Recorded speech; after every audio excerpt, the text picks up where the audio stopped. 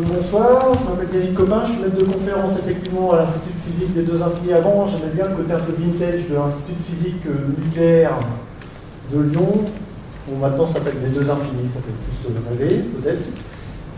Et je vais vous parler effectivement de la mission Euclide, qui est une mission spatiale sur laquelle je travaille depuis une dizaine d'années et qui est dans le ciel depuis un an et demi. Et les premiers résultats arrivent. Alors, ce que je vais essayer surtout de vous montrer, en fait, c'est comment, parce que souvent, quand on pose la question, mais comment vous pouvez mesurer l'univers, je vais faire de la cosmologie. Donc, la cosmologie, c'est mesurer l'univers. Donc, comment vous arrivez à mesurer l'univers c'est compliqué. Donc, je vais essayer de vous montrer donc, 2-3 éléments de cosmologie, ce qu'on appelle des sondes cosmologiques, c'est-à-dire des choses qui permettent d'appréhender les propriétés de l'univers dans son ensemble. Et une fois qu'on comprend un peu ces sondes, qu'est-ce qu'il faut fabriquer pour étudier ces sondes?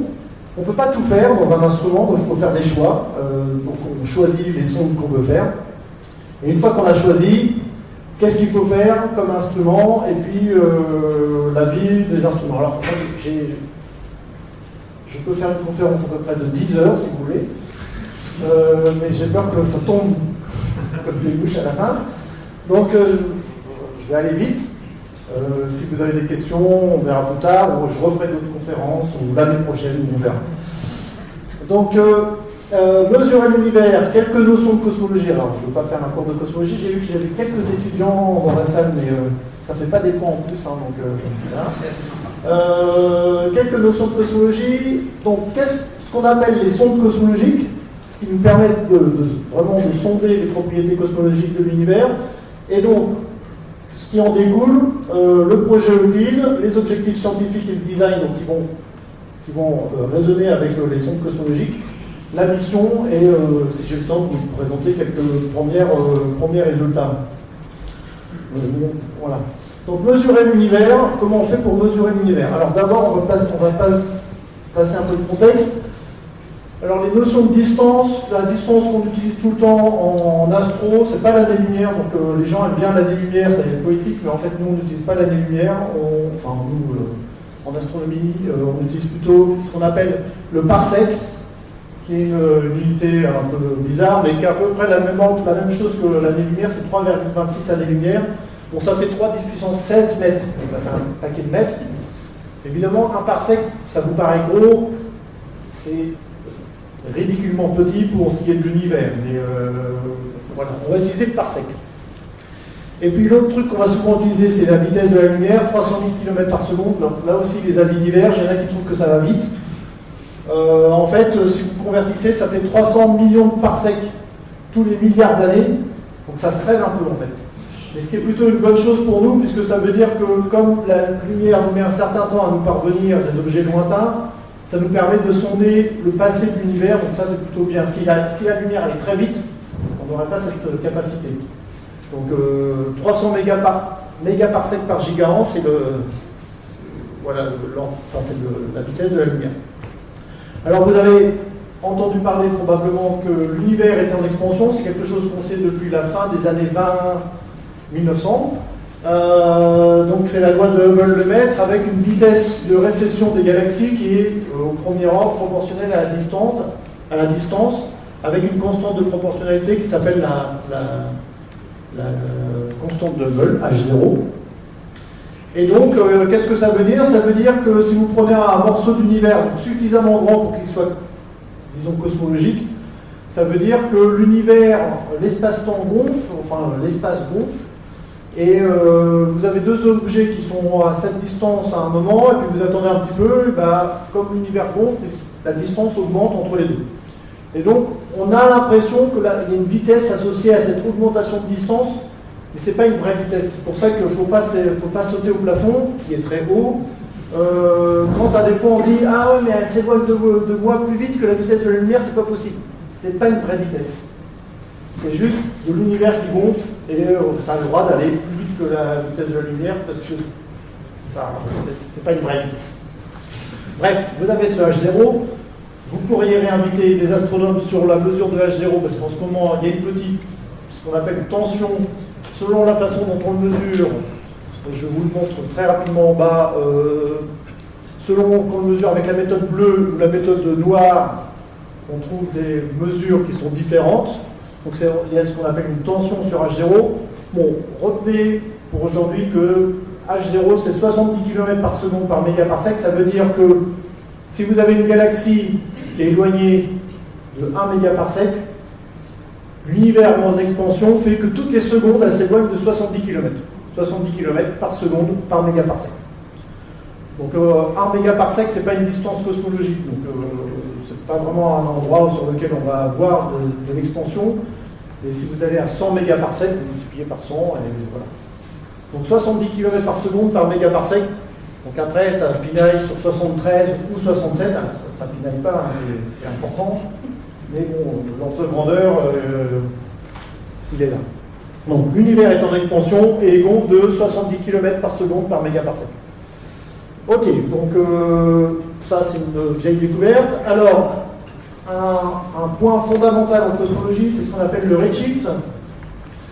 Le redshift, c'est quoi? Là aussi, il ne faut pas psychoter, il n'y a pas à réfléchir beaucoup, c'est une définition. La définition, c'est, vous voyez un rayonnement lumineux. Alors dans le rayonnement, il y a plusieurs types de rayonnements. Il y a des rayonnements qui sont à peu près ce qu'on appelle continus en fonction de la longueur d'onde, et puis il y en a où on voit bien des structures, par exemple des raies en émission, des choses comme ça. Donc si vous mesurez une certaine raie en émission à une certaine longueur d'onde, alors que dans votre livre, elle était écrite qu'elle aurait dû être à cette longueur d'onde, vous faites ce calcul, lambda observé moins lambda émis. Donc émis, c'est le livre qui a raison, en physique atomique, on vous dit que la raie de l'hydrogène c'est à telle longueur d'onde, ben voilà, c'est comme ça. Et vous l'observez à une autre longueur d'onde, donc vous faites lambda observé moins lambda émis sur lambda émis. Il n'y a pas à réfléchir. Ça, c'est une quantité observationnelle. C'est très simple à faire. Vous voyez, il n'y a pas de calcul compliqué. Ça coûte un peu d'argent parce que pour mesurer des longueurs d'onde, il faut faire de la spectroscopie, il faut disperser, il faut beaucoup de photons ou des gros télescopes. Donc ça coûte un peu cher. Mais au niveau conceptuel, c'est très simple. Donc le redshift, ça se mesure, c'est fastoche. Le truc qui est super magique en cosmologie, c'est qu'en fait, ce redshift, qu'est-ce qu'il mesure? Il mesure de combien l'univers est gonflé depuis que le photon est parti. C'est-à-dire que, au départ, votre photon il part avec la longueur d'onde qu'il aurait dû avoir à l'émission. Et puis, pendant le trajet du photon, il avance pendant quelques milliards d'années. Pendant ce temps-là, l'univers gonfle, et en fait, le photon gonfle avec l'univers, et donc, c'est pour ça qu'il arrive à l'arrivée avec une longueur d'onde qui est plus grande que prévu. Et vous mesurez, juste en mesurant donc, cette longueur d'onde à l'arrivée, et en la comparant à ce qu'elle aurait dû être au départ, vous trouvez de combien l'univers a gonflé. Donc ça, c'est quand même assez magique qu'on puisse mesurer un truc conceptuellement compliqué, juste par de la spectro. Voilà. Donc ça, c'est vraiment un concept fondamental. On va voir de combien l'univers a gonflé depuis que le photon est parti. Ok. Alors, il y a quelques équations, mais c'est juste pour casser cette idée qu'en astronomie, on ne fait que s'allonger dans l'air, regarder les étoiles, les autres pieds en éventail. Non, il y a quelques calculs à des fois.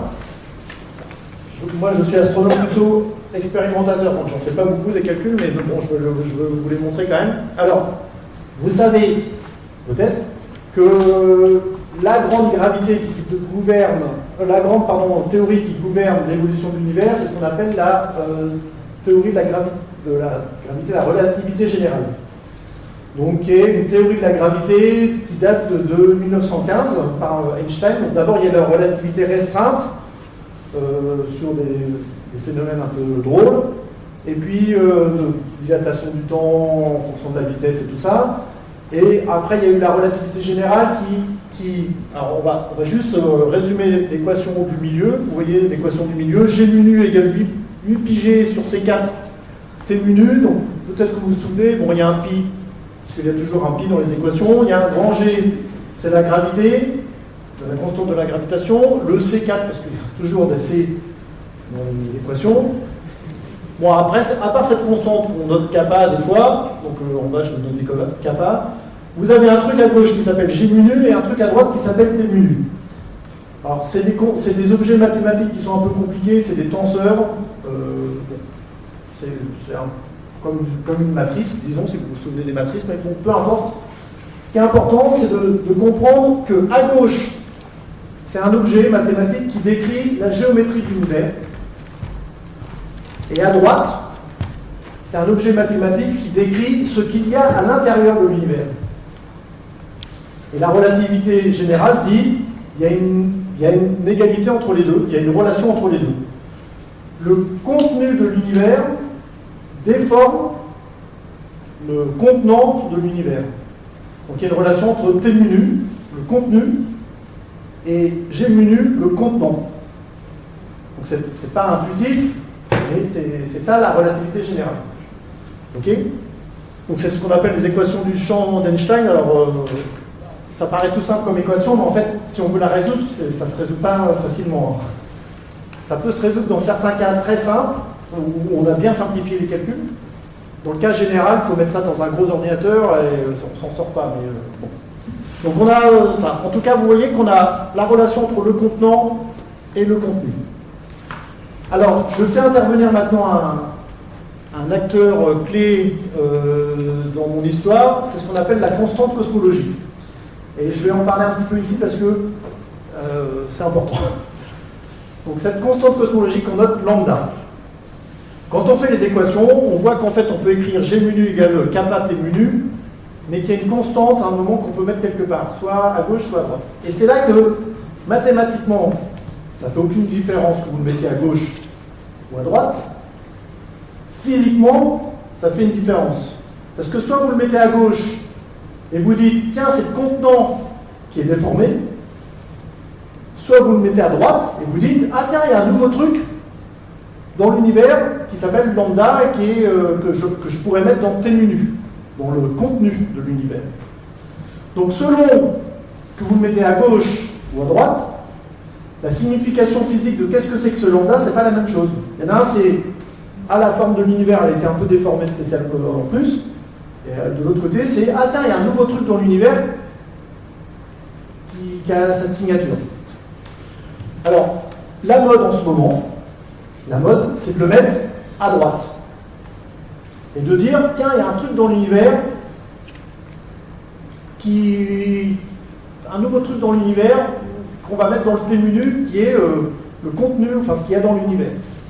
Et c'est ça, cette fameuse constante cosmologique qu'à des fois on appelle l'énergie sombre. On dit, oh, je ne sais pas ce que c'est, ça agit comme, ça a le goût d'une énergie, ça a la couleur d'une énergie, mais je ne sais pas trop ce que c'est, donc je vais l'appeler énergie sombre. Alors noir, mais souvent, enfin en anglais c'est dark energy, donc c'est plutôt sombre. Voilà, donc souvent quand je parle de énergie sombre, c'est un truc dont on ne sait pas trop ce que c'est, mais on va mettre à droite dans le tenseur énergie-impulsion. On aurait très bien pu le mettre à gauche et dire « Ah ouais, mais en fait, c'est les lois de la gravité qui sont différentes. » Mais la mode, c'est plutôt de le mettre à droite. Voilà.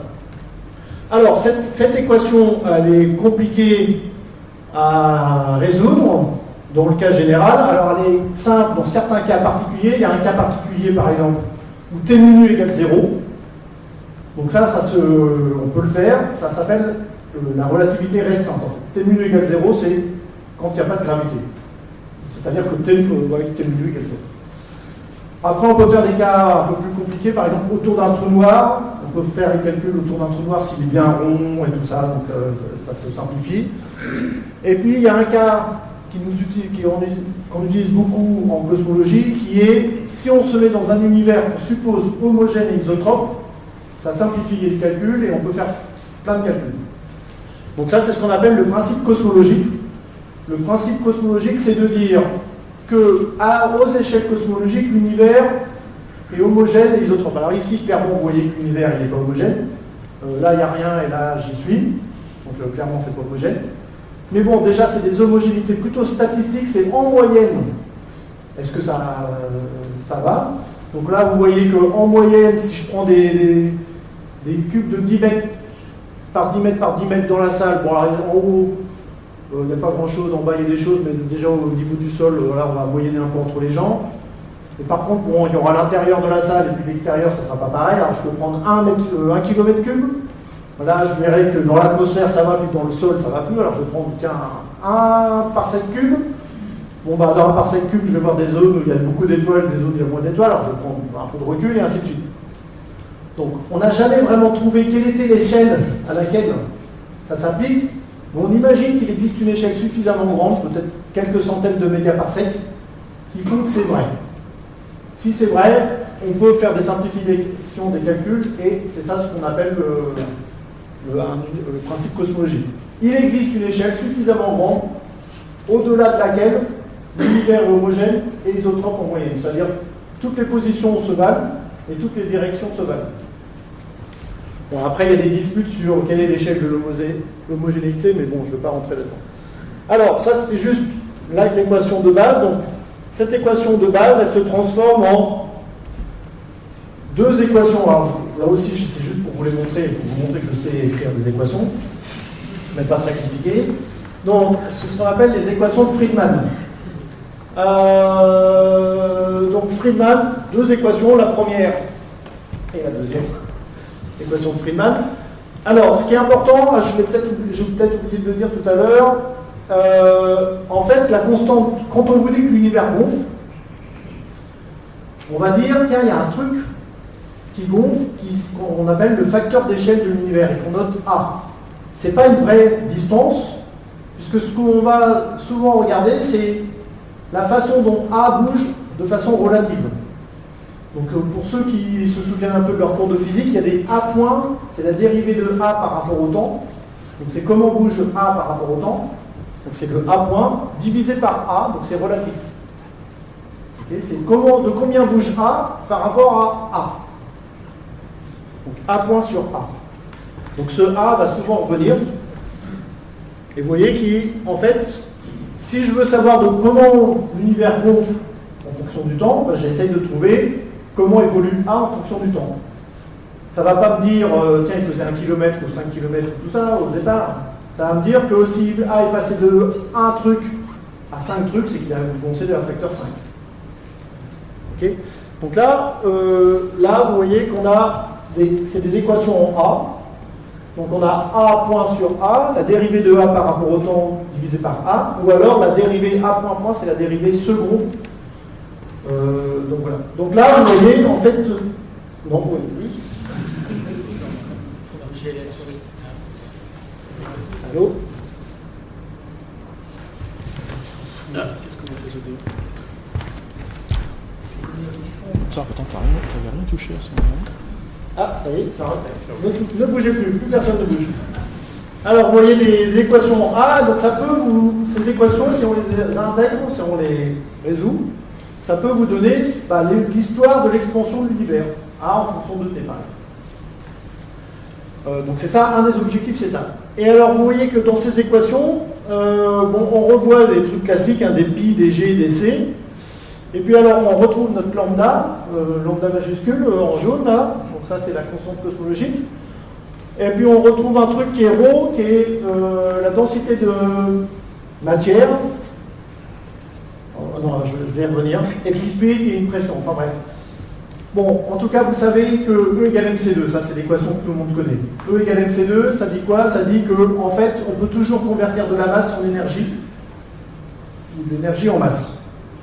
Donc en Cosmo, on traite tout comme si c'était de l'énergie. Donc on parle de densité volumique d'énergie. Dans l'euro, en fait, souvent on l'exprime en densité volumique d'énergie. Si vous divisez par C2, hop, ça vous donne de densité volumique de masse, si vous voulez. C'est pas très grave. Donc, en tout cas, dans l'euro, vous mettez tout ce que vous connaissez. Alors, qu'est-ce que vous connaissez? Alors, vous pouvez dire, il y a du bois, il y a du fer, et tout ça, ouais, mais alors, d'un point de vue cosmologique. En cosmologie, c'est pas dur. Il y a ce qu'on appelle les baryons. Donc, c'est les protons, les neutrons, les électrons.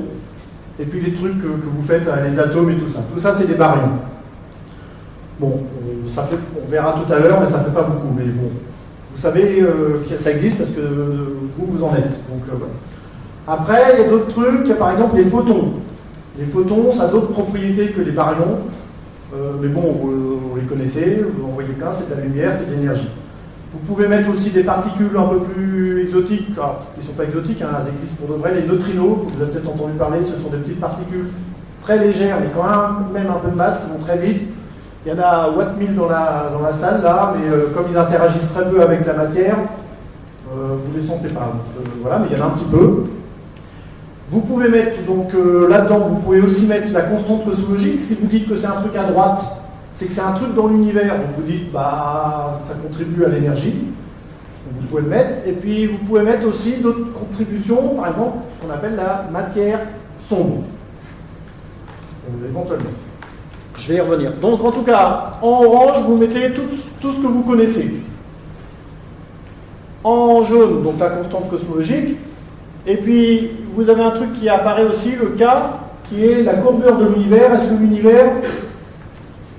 Quelle est la géométrie de l'univers? Alors là aussi, il ne faut pas se faire une image compliquée de la géométrie de l'univers. La question, elle est simple. Vous faites un triangle, vous faites la somme des angles du triangle. Est-ce que ça fait 180 degrés ou pas? Vous le faites sur ce sol-là, ça va faire 180 degrés à l'échelle locale. On habite dans un univers euclidien. Maintenant, vous faites un très très grand triangle. Vous faites la somme des angles. Est-ce que ça fait 180 degrés? Ou est-ce que ça fait plus que 180 degrés? Ou est-ce que ça fait moins que 180 degrés? Ça, c'est la géométrie de l'univers. Donc par exemple, vous faites un triangle sur le sol, vous savez qu'ici vous allez trouver 180, vous faites un grand triangle sur la sphère terrestre, vous en mettez un sommet au pôle nord, un au Sénégal et un en Équateur, vous faites la somme, vous trouvez 270 degrés à peu près. Beaucoup plus que 180 degrés parce que vous avez une courbure sur la surface terrestre. Ok ? Donc la question, là, je fais un très grand triangle dans l'univers, donc où je vois la lumière qui va en ligne droite, de là à là-bas, et puis voilà, et je mesure les angles et je fais la somme et je vois si ça fait 180 degrés ou pas. On fait les calculs avec donc, tout ce que vous voulez. Alors, soit vous avez des géométries sphériques, soit des géométries hyperboliques, soit des géométries planes.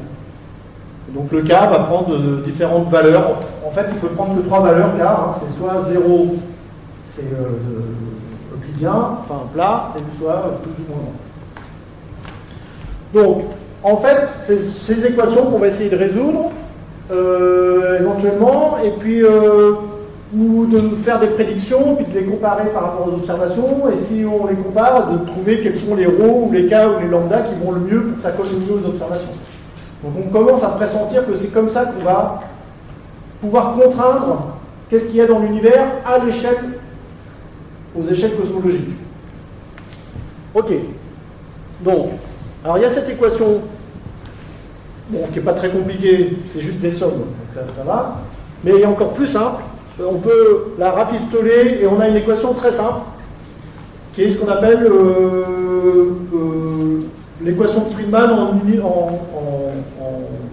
en unité de densité critique. Mais bon, c'est pas très grave. Donc ça fait apparaître ces grands oméga. Et en fait, cette équation, elle est simple. Vous voyez, grand oméga total, vous faites la somme de tout ce que vous pouvez mettre dans le ρ. Donc, de la matière, de la radiation, de la constante cosmologique, ou de l'énergie sombre, de la matière sombre, tout ce que vous pouvez imaginer. Voilà, vous faites la somme. Et ça fait 1 moins oméga k. Et le oméga k, c'est le truc de courbure. Donc si, par exemple, toute cette somme fait 1, forcément, le oméga k va valoir 0, ça veut dire qu'on est dans un univers plat. Si toute cette somme fait plus que 1, c'est que vous allez avoir le moins oméga k qui est négatif. Enfin, l'oméga k qui va être négatif, donc moins, ça va faire 1 plus. Okay, bon, bref, vous voyez le principe. Donc ça, c'est vraiment très simple. Donc, c'est là je peux vous dire ce qu'il y a déjà un peu dans l'univers, je vous spoil un peu, mais ce qu'il y a dans l'univers. Donc, dans l'univers, on est dans un univers qui semble euclidien, donc oméga k vaut 0.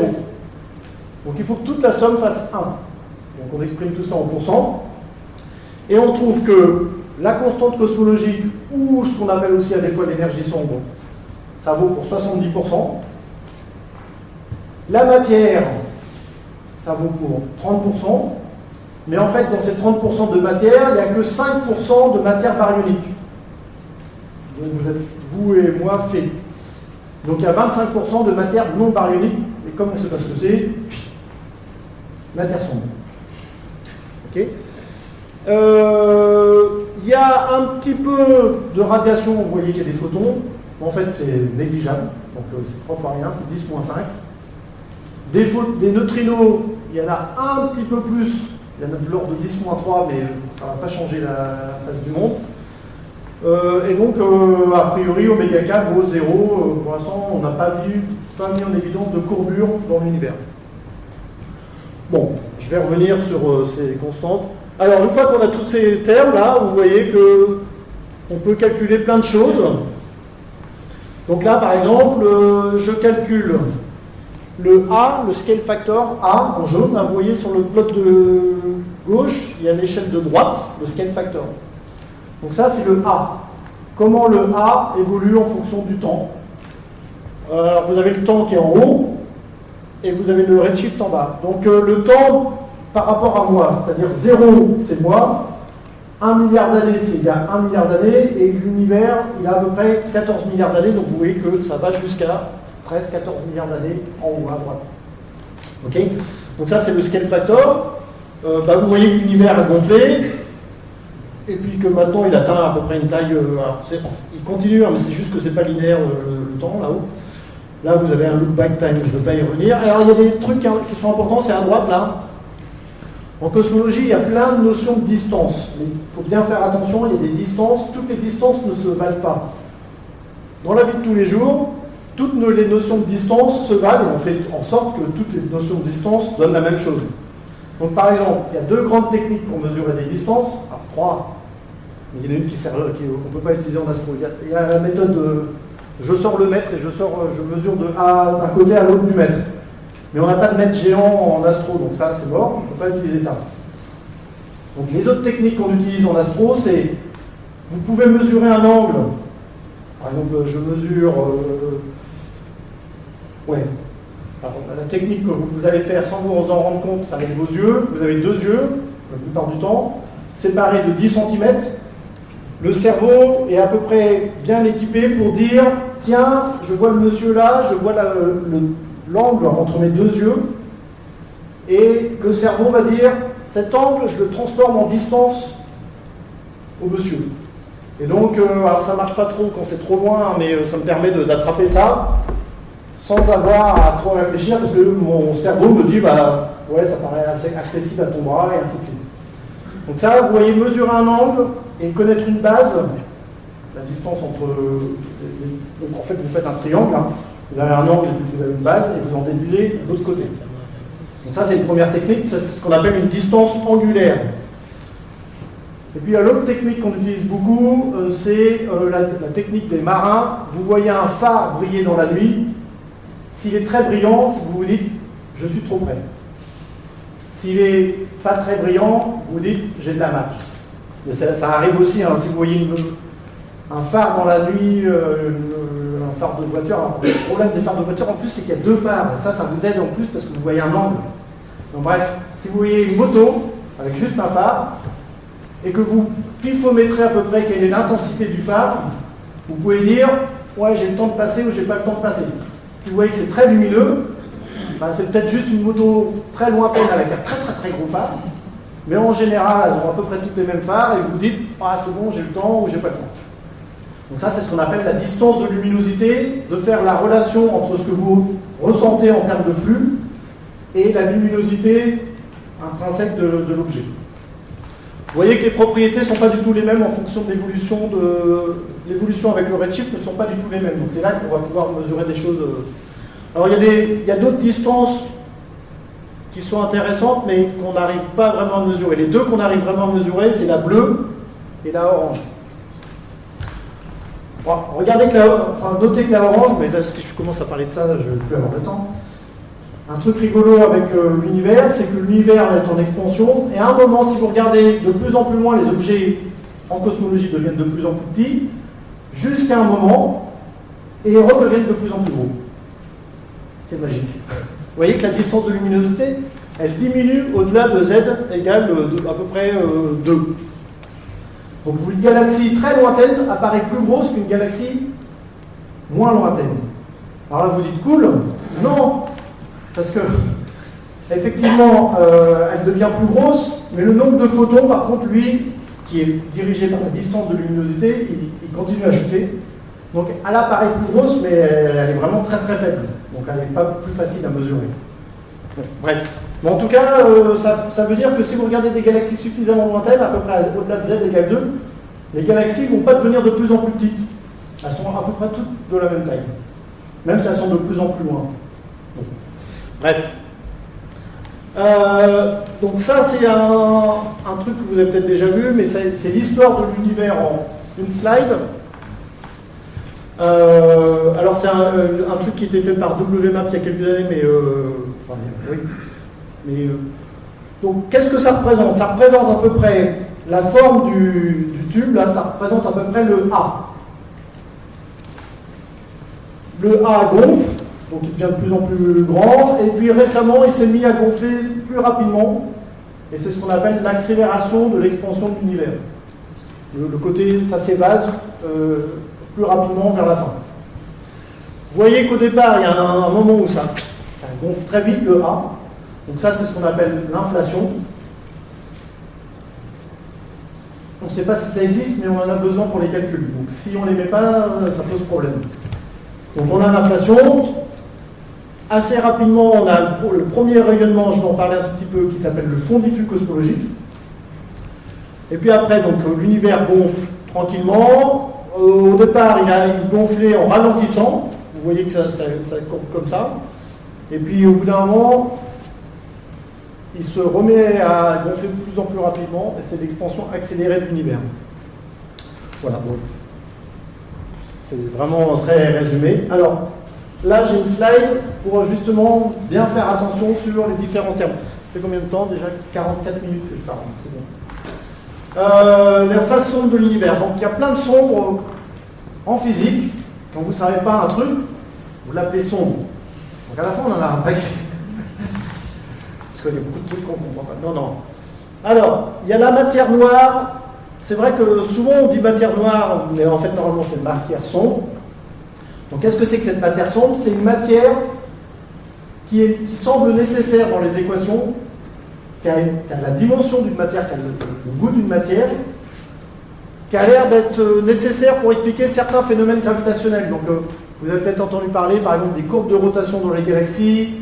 Les galaxies, elles tournent, et à l'extérieur des galaxies, elles tournent plus vite que prévu. Donc on s'est dit, pourquoi ça tourne plus vite que prévu? Je vais mettre de la masse, mais ça serait de la masse que je ne verrai pas. Donc on la met un peu comme rustine pour que ça colle. Ok? On peut le faire, on le voit aussi dans certains amas, on voit des galaxies qui s'agitent, alors qu'il n'y a rien. Donc on se dit pourquoi elles s'agitent alors qu'il n'y a rien? C'est probablement qu'il y a de la grosse masse au milieu, mais que je ne vois pas. Donc la matière sombre, ou ça rentre aussi dans les équations de Feynman, la matière sombre, c'est un truc gravitationnel qui agit gravitationnellement, mais qu'on ne voit pas via les rayonnements électromagnétiques. Donc comme on ne le voit pas, mais que ça a l'air d'être là, on appelle ça matière sombre.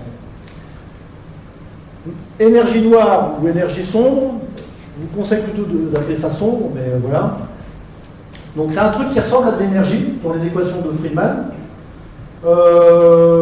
Donc par exemple la constante cosmologique, alors si c'est vraiment purement une constante cosmologique, ça peut être juste ce lambda qu'on aurait pu mettre à gauche ou à droite. On pourrait dire, on peut généraliser les équations en disant ouais mais en fait ça peut être autre chose. Donc ok, donc il faut que ça ressemble à de l'énergie. Alors on peut chercher l'équation d'état de cette énergie, de voir un peu ce que c'est, mais on n'a pas la moindre idée de ce que c'est, donc on l'appelle sombre. Alors évidemment, si vous invitez un théoricien, il va vous dire oui, mais c'est un champ scalaire, bifluoré, machin truc. Peut-être, mais pour l'instant, on ne sait pas. Bon, ces deux trucs sont quand même très hypothétiques. On les met, on les manipule, mais on ne sait pas trop. Alors il y a d'autres choses qui s'appellent noires, alors là, il ne faut pas mélanger. Alors, le corps noir. Le corps noir, c'est un concept physique, enfin de thermodynamique, ou de physique statistique, alors, qui est bien établi, qui date du 19e siècle. Et un corps noir, malgré son nom, le corps noir rayonne. Par exemple, là vous avez un bel exemple de corps noir, c'est un four. Un corps noir, c'est un truc à l'équilibre thermodynamique avec un rayonnement électromagnétique autour. Là. Donc là, vous avez une cavité dans laquelle vous avez porté à haute température les parois. Et puis au milieu, vous avez un gaz de photons et tout ça, c'est à l'équilibre. Vous voyez que ça rayonne. Donc c'est ce qu'on appelle le rayonnement du corps noir. Il est appelé noir parce qu'en fait, s'il y a du rayonnement qui tombe dedans, il va être absorbé, digéré et réémis selon le rayonnement du corps noir. Il ne va pas y avoir de réflexion, pareil. Donc ça, c'est un corps noir. Ça existe, c'est bien connu, c'est un truc bien connu. Voilà. Alors, il y a un autre truc, trou noir. Alors, ça existe. Vous allez me dire, ça existe. Oui, ça existe. Enfin, je ne sais pas. J'en ai jamais vu personnellement. Alors ça, c'est une solution locale à des équations de gravité. C'est-à-dire qu'il y a un astre qui est suffisamment dense pour qu'éventuellement la lumière ne puisse pas s'en sortir. Alors, est-ce que ça existe? Est-ce que ça n'existe pas? Il y a quand même de fortes présomptions que ça existe. Et par exemple, vous avez cette photo célèbre d'un trou noir supermassif au centre d'une galaxie qui s'appelle M87. Alors, vous allez me dire, ça ne paye pas de mine. Le trou noir, effectivement, c'est le trou noir, mais en fait, ce n'est pas vraiment le trou noir que vous voyez là. En fait, il y a un trou noir que normalement vous ne devriez pas voir. Et comme il y a plein de choses qui lui tombent dedans, la chose qui lui tombe dedans s'accumule autour du trou noir dans un disque d'accrétion, et là, ça chauffe. Et là, ça émet beaucoup de rayonnement. Et donc, c'est ça ce qui fait la lumière autour du trou noir. Et cette forme un peu particulière, elle est prévue par des calculs de relativité générale. Les gens étaient contents quand ils ont vu ça. Est-ce que c'est vraiment un trou noir? En tout cas, ça a toutes les bonnes propriétés de trou noir. Donc ça, je dirais quand même qu'il y a une forte chance que ça existe. Le corps noir, c'est sûr que ça existe. Ça rentre dans les équations. Ok. Alors, ça c'était l'introduction. Donc maintenant, les sondes cosmologiques. Voilà. Alors, les sondes cosmologiques, il va falloir que je trouve des méthodes pour essayer de déterminer tous les paramètres qui rentrent dans les équations. Donc, comment remplir le T minu, le K, les oméga lambda, oméga K, oméga R, oméga M, et tout ça. Donc, vous avez sûrement entendu parler de la théorie du Big Bang. Donc, la théorie du Big Bang, qu'est-ce que c'est? C'est une théorie qui prend les équations de Friedman, qui les trouve, qui les met dans un contexte plus général. Et ce contexte plus général, il est décrit par 6 paramètres. D'accord? Donc il n'y a pas beaucoup de paramètres. Donc, si vous mesurez ces 6 paramètres, vous pouvez dire, ben voilà, j'ai mes 6 paramètres qui décrivent complètement ma théorie du Big Bang, qui décrit complètement l'univers. Donc vous voyez que 6, c'est pas beaucoup. Hein, Alors, il y a par exemple oméga M, oméga lambda, le K, et ainsi de suite. Tous ces paramètres, ils rentrent dans les équations de Friedman, et ils influent sur, par exemple, l'évolution de la distance de luminosité en fonction du redshift, ou la distance angulaire en fonction du redshift, ou un certain nombre de choses que je peux mesurer. Donc c'est comme ça que je vais contraindre. Je vais mesurer des trucs, et ces trucs dépendent des paramètres cosmologiques. Et donc je vais dire, bah tiens, quels sont les paramètres cosmologiques qui collent le mieux avec ce que j'observe. Donc c'est comme ça qu'on contraint certaines propriétés de l'univers. Alors, donc, comme ces paramètres influent sur la composition, l'évolution, la structuration de l'univers, on peut chercher à mesurer par exemple l'histoire de l'expansion, on peut chercher à mesurer la formation et l'évolution des grandes structures. Il y en a qui vont plutôt s'intéresser à la formation des atomes au tout début de l'univers, ce qu'on appelle la nucléosynthèse. C'est ce qui s'appelle la nucléosynthèse, la baryogénèse, la leptogénèse et tout ça. Alors, il y a plein de sondes cosmologiques. Je vais vous parler des 4 majeurs en cosmologie. Alors, il y en a plein d'autres. Ça, c'est un peu les stars du domaine. Alors, il y a le fond diffus cosmologique. Je vais en parler vraiment très succinctement. Moi, je n'ai jamais travaillé là-dessus, donc voilà. Les supernovas thermonucléaires, j'y ai passé 20 ans, donc ça va. Donc ça, c'est un certain type de supernova. Et puis, alors, il y a deux sondes que je vais mettre un peu plus en avant, puisque ce sont les sondes qui vont être utilisées dans Euclide. Donc Euclide a décidé, il y a des satellites qui s'occupent de, par exemple, de la première sonde. Si vous avez entendu parler de Planck, ben, ça étudie la première sonde. Si vous avez entendu parler de LSST, ça va beaucoup étudier la deuxième sonde, par exemple. Et puis, Euclide va s'occuper des troisième et quatrième sondes. Il y a d'autres sondes dont je ne parle pas et qui vont être aussi utilisées, mais les deux majeures, c'est ça. Alors, j'y vais rapidement.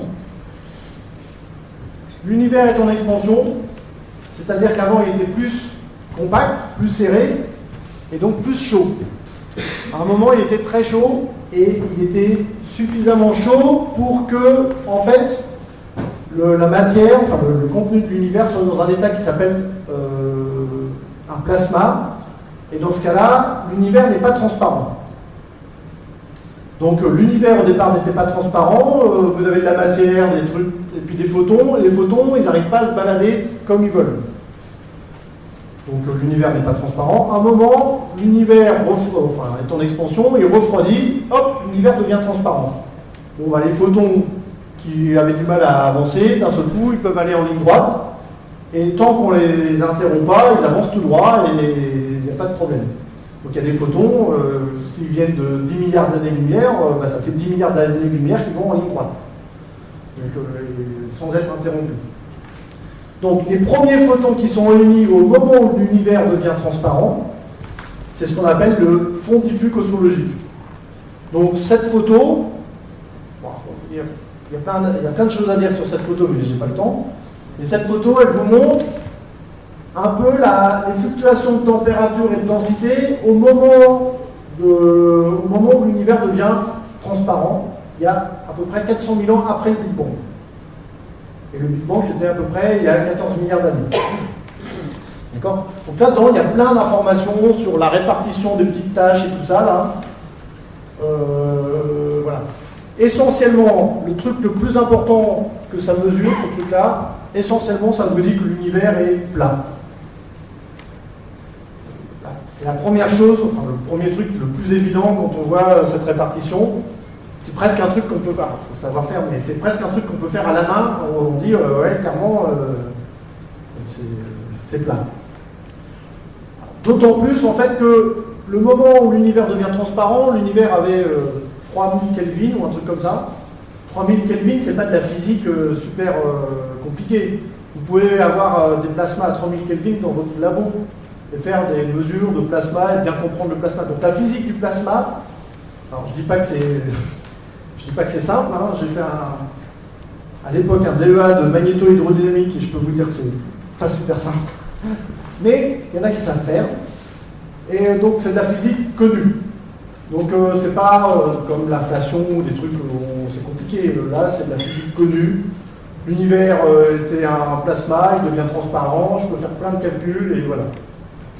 Donc première sonde, donc vous avez des télescopes pour mesurer ce rayonnement. Alors c'est un rayonnement qu'on appelle un rayonnement à 3K, c'est-à-dire ça correspond à un corps noir à 3 Kelvin, qui correspond en fait à un maximum d'intensité dans le domaine millimétrique. Donc c'est entre les radios et l'infrarouge. Donc il faut des détecteurs bien particuliers, vous ne pouvez pas faire ça avec votre téléphone là. Donc il faut un télescope particulier. Donc c'est pour ça que quand vous faites un télescope pour le CMB, vous avez fait que pour ça. Donc vous avez eu Kobe, dans les années 80-90, après vous avez WMAP, Planck. Planck a fait la mesure et a tué cette carte-là, vous ne pouvez pas faire mieux. Même si vous prenez un autre télescope plus grand, plus cher et tout, vous reverrez la même chose. Donc il y a d'autres choses que vous pourrez voir, et on commence à travailler sur la prochaine manip. Mais en tout cas, cette carte-là, vous ne pouvez pas faire mieux. Il n'y a pas de bruit là, il y a zéro bruit. Tout ce que vous voyez, c'est vrai. Bon, bref, donc ça c'est le CMB. Deuxième sonde, sur lequel je vais aller vite parce que ça ne concerne pas Euclide, c'est les supernovas de type 1A, donc ce qu'on appelle les supernovas thermonucléaires. Donc je vous ai parlé tout à l'heure de la distance de luminosité. La distance de luminosité, c'est ce qui rentre dans cette équation en haut, F égale L sur 4pi dl carré. F, c'est ce que je mesure avec mon télescope, c'est un flux. Donc c'est des watts par mètre carré. Alors c'est pas des watts, hein, parce que c'est plutôt des 10 moins 25 watts que des watts. Mais c'est des watts par mètre carré. Et puis là, vous avez le L, qui est la luminosité de votre astre. Donc là, c'est si vous avez, par exemple, le Soleil, c'est 10 puissance 26 watts. Je vous dis ça de tête, j'espère que... 10 puissance 26 watts. Si vous avez une supernova, ça va être 10 puissance 50 watts. Donc ça fait beaucoup de watts. Et donc la relation entre des watts et des watts par mètre carré, c'est qu'il faut diviser par la distance au carré. Donc si vous mesurez F avec votre télescope et que vous pifométrez L, vous en déduisez D. C'est la distance de luminosité. Vous faites ça à plein de redshift et vous avez D en fonction de Z. D'accord ? Donc ici, par exemple, vous voyez, un point, c'est une supernova. Alors pourquoi les supernovas de type A ? Parce que ce sont des supernovas sur lesquelles on peut pifométrer assez facilement le L. Si vous prenez une galaxie au hasard dans le ciel, il y en a des très brillantes, il y en a des pas brillantes, et c'est difficile de dire. Si vous prenez, alors l'exemple que j'utilise souvent, hein, vous prenez une ampoule de 100 watts de chez Carouf, de chez Carrefour, ou d'ailleurs, bon, bah, toutes les ampoules de 100 watts, j'ai jamais fait la mesure, mais elles doivent faire effectivement à peu près 100 watts. Peut-être qu'il y en a une qui fait 101 et l'autre qui fait 99, mais grosso modo, ça fait 100 watts. Peut-être que si je regarde le numéro du lot, je vais pouvoir en faire une correction en disant tiens, ce lot il est un peu plus brillant, ce lot il est un peu moins brillant, et je peux faire des corrections. Donc c'est ce qu'on appelle une chandelle standard, si je sais que c'est 100 watts, ou standardisable, si je peux faire des petites corrections en disant ah ouais, mais celle-là, je la reconnais, elle est un peu plus brillante, et celle-là un peu moins brillante. Donc les supernovas type A, je peux vous faire tout un cours là-dessus, mais je n'ai pas le temps. Mais en tout cas, c'est des chandelles standardisables. On va pouvoir mesurer pour chacune des supernovas, donc chaque supernova c'est un point, et vous les mettez dans ce qu'on appelle un diagramme de Hubble, de la distance de luminosité dans une échelle un peu bizarre qui s'appelle le module de distance à gauche, et en fonction de Z. Et vous voyez que vous avez un nuage de points, et vous essayez de trouver quels sont les paramètres cosmologiques qui font que ça passe le plus dans les points. Donc vous voyez, il y a différentes courbes, une plaine, une pointillée de tierté, disons, qui correspondent à des paramètres différents. Oméga m égale 0,27, 0,73 pour oméga lambda, oméga m égale 1, oméga lambda égale 0, ou oméga m égale 0,27 et oméga lambda égale 0. Et vous regardez quel est le modèle qui passe le mieux à travers tous les points. Et le modèle qui passe le mieux à travers tous les points, c'est la courbe pleine.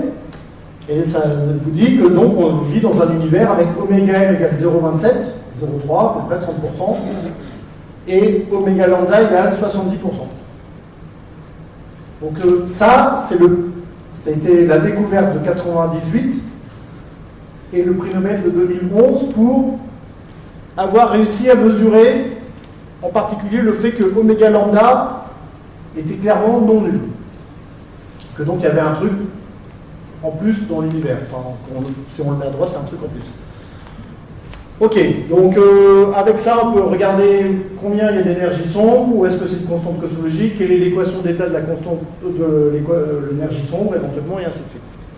J'en parle pas plus parce que dans Euclide, il n'y en avait pas. J'étais triste qu'il n'y en ait pas, mais il n'y en a pas. Donc c'est comme ça. Parce que là aussi, il faut des conditions particulières pour pouvoir mesurer des supernovas. Une supernova, c'est une explosion d'étoiles, donc il faut d'abord voir à l'endroit où elle est, mais qu'on ne la voit pas parce qu'elle n'a pas encore explosé. Après, il faut la voir apparaître, il faut la voir passer au maximum, et puis après, la voir redisparaître. Il faut bien suivre pendant toute la phase de montée et descente. Donc ça veut dire revenir régulièrement et tout ça. Toutes les manips ne font pas ça. Donc, quand vous designez une manip, la cadence, la façon dont vous allez regarder toujours la même zone du ciel, jouer, vous n'allez pas pouvoir tout faire. Donc dans Euclide, il a été décidé de ne pas avoir une cadence raisonnable pour les supernovas, donc on ne peut pas observer de supernovas. À la rigueur, il peut y en avoir une dans le champ, mais je ne vais pas revenir dessus, donc je ne verrai pas la courbe de lumière, est-ce que ça monte, est-ce que ça descend, est-ce que c'est au maximum et tout ça. Bon, je passe. L'anti-âge gravitationnel. Alors ça, c'est encore à peu près simple. Alors, l'anti-âge gravitationnel, je vous ai dit que on a une relation entre l'espace-temps et le contenu de l'espace-temps, ce qu'il y a dedans, la forme et ce qu'il y a dedans, d'accord? Le G mu égale kappa T mu nu. Donc ça, c'est à l'échelle générale, mais c'est aussi à l'échelle locale. Donc par exemple, si vous avez un gros objet massif, alors ça peut être un objet massif, on verra tout à l'heure, et que vous avez la lumière qui passe à côté, la lumière, elle est bête et disciplinée, elle suit ce qu'on appelle des géodésiques, c'est-à-dire elle va en ligne droite, mais si l'univers est courbé, bah, elle suit la courbe de l'univers, elle va en ligne droite dans un univers courbé, ça s'appelle une géodésique. Je fais déjà un peu. Donc, vous voyez, le photon, la source, alors je ne sais pas si j'ai un... Est-ce que j'ai un pointeur? Non. Pas de pointeur. J'ai pas de grand bras non plus. Ah si, je peux vous montrer comme ça. Est-ce que je peux vous montrer là? Ouais. Vous voyez ici, donc là on a un gros champ de gravité. Là vous avez la vraie source. Elle émet des photons. Donc par exemple celui-là, hop, ici il est dévié par le fait qu'il y a un champ qui déforme l'espace-temps. Il est dévié, il arrive sur la Terre, et moi j'ai l'impression de la Terre, j'ai l'impression qu'il vient de là. Moi, assez bêtement, quand vous voyez un photon qui vient de par là, vous pensez qu'il vient de là-bas. D'accord? Donc vous avez l'impression que votre source, elle est éventuellement à deux positions différentes. Vous voyez deux objets, ils se ressemblent beaucoup, en fait c'est les deux images de la même source qui ont été déviées par cette lentille gravitationnelle. Alors ce truc-là, c'est pas forcément des trucs très très massifs, ça peut être juste, par exemple, une planète autour d'une étoile. Vous pouvez avoir des toutes petites déflexions comme ça. Par exemple, la première mesure de relativité générale, c'est Eddington, qui a regardé la position des étoiles à côté du Soleil pendant une éclipse de Soleil, et qui a vu que les étoiles auraient dû être là, et il les a vues un tout petit peu à côté, à cause de ce phénomène. Et donc il a dit, tiens, il y a une déformation de l'espace-temps à côté du Soleil. Alors, le Soleil, ça pèse pas rien, mais c'est pas non plus un truc... c'est 10 puissance 30 kg. C'est énorme. Donc vous n'avez pas besoin d'un truc super fort. Bon, c'est sûr que plus vous avez une grosse masse, plus ça va dévier. Plus ça va dévier. Donc, alors on a deux types de lentilles gravitationnelles. Soit ça déforme vraiment beaucoup. Alors les grands classiques, c'est ce qu'on appelle du lentillage fort. Par exemple, là, vous avez la croix d'Einstein. Vous avez une galaxie au milieu. Et il se trouve que pile dans l'alignement, derrière, vous avez une autre galaxie. Et cette autre galaxie, l'image de cette autre galaxie, elle est divisée en 4, selon qu'elle passe en haut, en bas, à gauche ou à droite. Et vous avez 4 fois l'image de la galaxie qui est derrière. D'accord ? Alors, ça vous dit plein de choses intéressantes sur la galaxie qui sert de lentille. Et puis en plus, c'est un peu comme un effet loupe. Et ça amplifie la lumière qui est derrière. Donc ça permet de mieux voir la galaxie derrière. Ça peut être utile. Bon, là, c'est ce qu'on appelle du lentillage gravitationnel fort. Ce qui est sympa, il va y en avoir dans Euclide, mais c'est pas le cœur du sujet. Alors par exemple ici, vous avez un champ, un amas de galaxies qui s'appelle Abell 370 à un redshift de 0,3. Ce que vous voyez, toutes les grosses galaxies un peu rondes, jaunâtres, ça c'est un gros amas de galaxies. Un amas de galaxies, ça pèse lourd, parce qu'il y a, dans une galaxie, à peu près 100 milliards d'étoiles, et il y a à peu près 1000 ou quelques milliers de galaxies dans un amas. Donc, ça commence à faire lourd. Alors, vous voyez que dans cette image, on voit des amas, là-bas, et on voit des structures qui sont un peu étirées comme ça, un peu de façon concentrique. Okay ? Donc ça, c'est exactement du lentillage gravitationnel fort de galaxies qui sont derrière et qui sont déformées. Alors, quand vous êtes super bien aligné, vous avez des trucs comme ça. Mais il faut vraiment que ça soit pile poil aligné, hein, pour faire des beaux trucs comme ça. Autrement, de façon générale, ça fait pas des trucs bien alignés, et ça fait des espèces d'arcs. Donc c'est ce qu'on voit ici. Alors normalement, si vous êtes spécialiste, je ne le suis pas, pour chaque arc d'un côté, normalement vous devez avoir une contrepartie de l'autre côté. C'est-à-dire que s'il y a eu une déformation d'un côté, forcément, c'est aussi passé de l'autre côté, et normalement vous devriez voir la source de l'autre côté, mais en général l'autre source elle est beaucoup plus faible. Et ceux qui font des modélisations de tout ça, là, ils cherchent toutes les sources en disant « Ah tiens, ce truc-là, il colle avec ce truc avec ce truc, et boum, boum, boum ». Donc là, on voit bien du lentillage gravitationnel fort autour d'un gros amas de galaxies. Donc ça peut être intéressant, ça va me permettre de peser, par exemple, le gros amas de galaxies au milieu. Alors, donc ça c'est sympa, il va y en avoir dans Euclide, mais le principe c'est plutôt le lentillage gravitationnel faible. Alors c'est des simulations. Vous voyez là, il y a une simulation en haut à gauche, en haut à droite mais à gauche. Vous voyez bien la partie centrale, on a enlevé les galaxies de l'amas central, donc on ne regarde que les trucs déformés. Donc c'est des trucs noirs, vous voyez que c'est très déformé au milieu. Et au fur et à mesure que vous vous éloignez du centre, c'est de moins en moins déformé. Mais c'est quand même un petit peu déformé. Alors, vous gagnez, enfin, vous perdez en déformation, il y a de moins en moins de déformation, mais vous gagnez dans le sens où il y a plus de galaxies loin que de galaxies proches. Là, vous voyez ici, il y a quelques galaxies. Où est-ce que je suis? Là. Là, vous voyez, vous avez 10 galaxies, 100 galaxies sur lesquelles vous allez pouvoir faire des mesures précises. Mais si vous allez loin, là, vous allez avoir des milliers de galaxies qui sont un petit peu déformées. Et donc, ce qu'on appelle le lentillage gravitationnel faible, c'est d'étudier toutes les petites déformations de toutes les galaxies un peu partout. D'accord ? Alors ça, c'est intéressant. Alors, c'est vraiment des petites déformations. C'est des déformations de l'ordre du pourcent. Ça aplatit un petit peu l'image, ça la tourne un petit peu. Sur une galaxie, vous me montrez une galaxie, je ne peux pas vous dire si elle est déformée ou pas. Mais si je vois que toutes les galaxies, en moyenne, sont un petit peu déformées et un petit peu tournées, je peux faire des analyses statistiques. Donc c'est ça le lentillage gravitationnel faible. Et ça va, en plus, si je fais ça en fonction du redshift, imaginez que vous avez une galaxie lointaine qui envoie des photons, vous voyez que c'est déformé par tout le champ gravitationnel qui est entre la galaxie et moi. Et donc je vais pouvoir faire une étude de ce qu'on appelle tomographique de l'univers et voir toute la composition de l'univers le long de la ligne de visée. Si je le fais à plein d'endroits, je vais pouvoir faire un sondage de tout l'univers dans les directions différentes. Ok, donc ce phénomène de lentillage gravitationnel faible, vous voyez que ça peut être très fort. Ce qui est important, c'est qu'il faut beaucoup de galaxies. Vous ne pouvez pas faire la mesure. Si vous avez ça, vous pouvez faire une thèse là-dessus avec une photo. Vous avez une galaxie, 4 images, vous modélisez tout, c'est compliqué, mais voilà. Si vous avez ça, là, ça commence à devenir plus compliqué. Et quand vous voulez dire, ouais, mais en fait, je veux faire du lentillage gravitationnel et juste regarder les petites déformations des galaxies un peu partout dans l'univers, voilà, il faut vraiment des centaines de milliers de galaxies, donc il faut des gros catalogues de galaxies. Donc là, vous commencez à dire, ah bah tiens, il va falloir un satellite, enfin, un projet qui va devoir accumuler un paquet de galaxies pour pouvoir faire des mesures.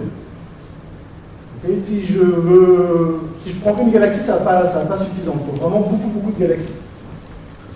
Alors, vient le moment critique de, il faut que je vous explique les oscillations acoustiques de baryons. Il y en a qui savent dans la salle de ce que c'est, parce que ça peut prendre 3 heures à ce que je vous explique. Les oscillations acoustiques de baryons. C'est pas simple. C'est pas simple, mais c'est élégant. Alors, je vous ai montré ce CMB ici, là. Donc ça, c'était 400 000 ans après le Big Bang, il y avait des endroits qui étaient un peu plus denses que d'autres. Que sont-ils devenus, ces endroits un peu plus denses? Ils se sont effondrés et ils ont formé des amas de galaxies, puis après des galaxies et des étoiles. D'accord? Donc, dans notre vie de tous les jours, il y a quelque chose, la répartition des galaxies découle un petit peu de cette répartition-là. Il y a une relation entre la répartition des galaxies de nos jours et la répartition des galaxies à l'époque du CMB, parce que c'est ce CMB qui a généré les petites zones d'inhomogénéité au départ pour faire des amas de galaxies et ainsi de suite. Donc, je ne vais pas rentrer plus dans le détail parce que ça serait compliqué. Enfin, c'est compliqué, c'est pas trivial, mais ce qu'il faut retenir, c'est que dans la distribution des galaxies, vous mesurez plein de galaxies. Vous pourriez vous dire, les galaxies elles sont distribuées aléatoirement les unes avec les autres. Donc il y a ce qu'on appelle une fonction de corrélation. Par exemple, ici, la fonction de corrélation, c'est pas compliqué. Là, par exemple, vous prenez la fonction de corrélation des gens dans cette salle. La fonction de corrélation, c'est la répartition. Je fais toutes les distances. Donc là, il y a n gens. Donc ça fait n-1 sur 2 paires de gens. Je mesure toutes les distances entre toutes les paires de gens. Et je les classe en fonction de la distance. Qu'est-ce que je vais voir? Je vais voir que essentiellement ça décroît, et puis je vais voir un petit pic de probabilité. Les gens, ils ont tous l'air d'être à peu près à 1 mètre ou un multiple de 1 mètre les uns des autres. Ils sont à peu près bien rangés. Il y a un peu d'uniformité, il y en a qui se rapprochent un peu plus, il y en a qui se rapprochent un peu moins. Mais grosso modo, j'imagine que si je faisais la fonction de corrélation des gens, là j'aurais un petit pic de probabilité. En général, ils sont à 1 mètre, ou 2 mètres, ou 3 mètres les uns des autres. Okay, vous voyez le principe? Donc dans les galaxies, c'est pareil. À cause du fait que c'est, je ne sais pas si c'est français, lié au CMB, il y a un petit excès de probabilité de les mesurer à 150 mégaparsecs les unes des autres. Mais vraiment, c'est tout petit. Hein. Donc ça, c'est ce qu'on appelle les oscillations acoustiques de baryon. Donc vous prenez plein de galaxies, plein, vous faites la fonction de corrélation, elle décroît, donc, pour des raisons, voilà, et il y a un petit truc, ce petit excès de probabilité là, qui dit que à 150 mégaparsecs les unes des autres, il y a un petit excès, mais vraiment c'est un tout petit excès. Donc ça veut dire que là encore, si je prends 1000 galaxies, je ne vais pas le voir cet excès. Il faut vraiment des catalogues de dizaines de milliers de galaxies pour que ça se voit. Donc ça fait des gros calculs, mais l'avantage de ce BAO, de ce petit pic statistique, c'est que il est facile à calculer, enfin relativement facile à calculer sa position, et que ça va me servir de règle. Je sais que ça, là, cette distance caractéristique qui apparaît dans la distribution des galaxies, elle fait 150 mégaparsecs, et je vais pouvoir utiliser ça comme une règle et mesurer l'angle en fonction du redshift et faire la distance angulaire et tout ça. Donc c'est une règle standard, ce BAO, c'est une règle standard, mais elle n'existe pas vraiment, c'est un résultat statistique. En tout cas, ça va demander beaucoup de données. Donc ça se mesure depuis les années 2005. Là, par exemple, vous avez un sondage de galaxies qui est là, un vieux sondage, mais sur lequel ça a été mesuré, donc qui est le SDSS, Sloan Digital Sky Survey. Et vous voyez la répartition des galaxies. Alors vous voyez que la répartition des galaxies, elle n'est pas complètement homogène, hein. Il y a des grumeaux, il y a des trous. Donc notre hypothèse d'homogénéité, elle ne marche pas très bien, mais par contre, vous voyez que, par exemple, si je regarde la partie basse ou la partie haute, elles se ressemblent. Donc, probablement qu'effectivement, ça a l'air de marcher, mais à une certaine grande échelle. Bon, je passe un peu. Tout ça, je suis vraiment à la bourre. Faut que je m'arrête à quelle heure, vraiment, avant de se mettre en prison 9h15, c'est bon? Ouais. Bon, tout ça pour dire que je vous ai présenté 4 sondes très rapidement. Comme quoi on ne fait pas que des choses mal. Ces 4 sondes, et puis d'autres, ont l'air de toutes concorder pour dire oméga m égale 0,3, oméga lambda égale 0,7, oméga k égale 0, et ainsi de suite. Donc c'est ce qu'on appelle le modèle de concordance. Le modèle de concordance, c'est le modèle cosmologique, le modèle de Big Bang, avec 6 paramètres, qui colle avec toutes les observations. Donc c'est ce qu'on appelle aussi le modèle lambda CDM, c'est-à-dire que essentiellement vous avez oméga lambda 0,7, 70%, c'est la constante cosmologique, et oméga m égale 0,3, mais c'est de la matière non ordinaire, donc c'est ce qu'on appelle de la cold dark matter, CDM. C'est de la matière sombre, dark matter, froide parce qu'elle ne bouge pas beaucoup.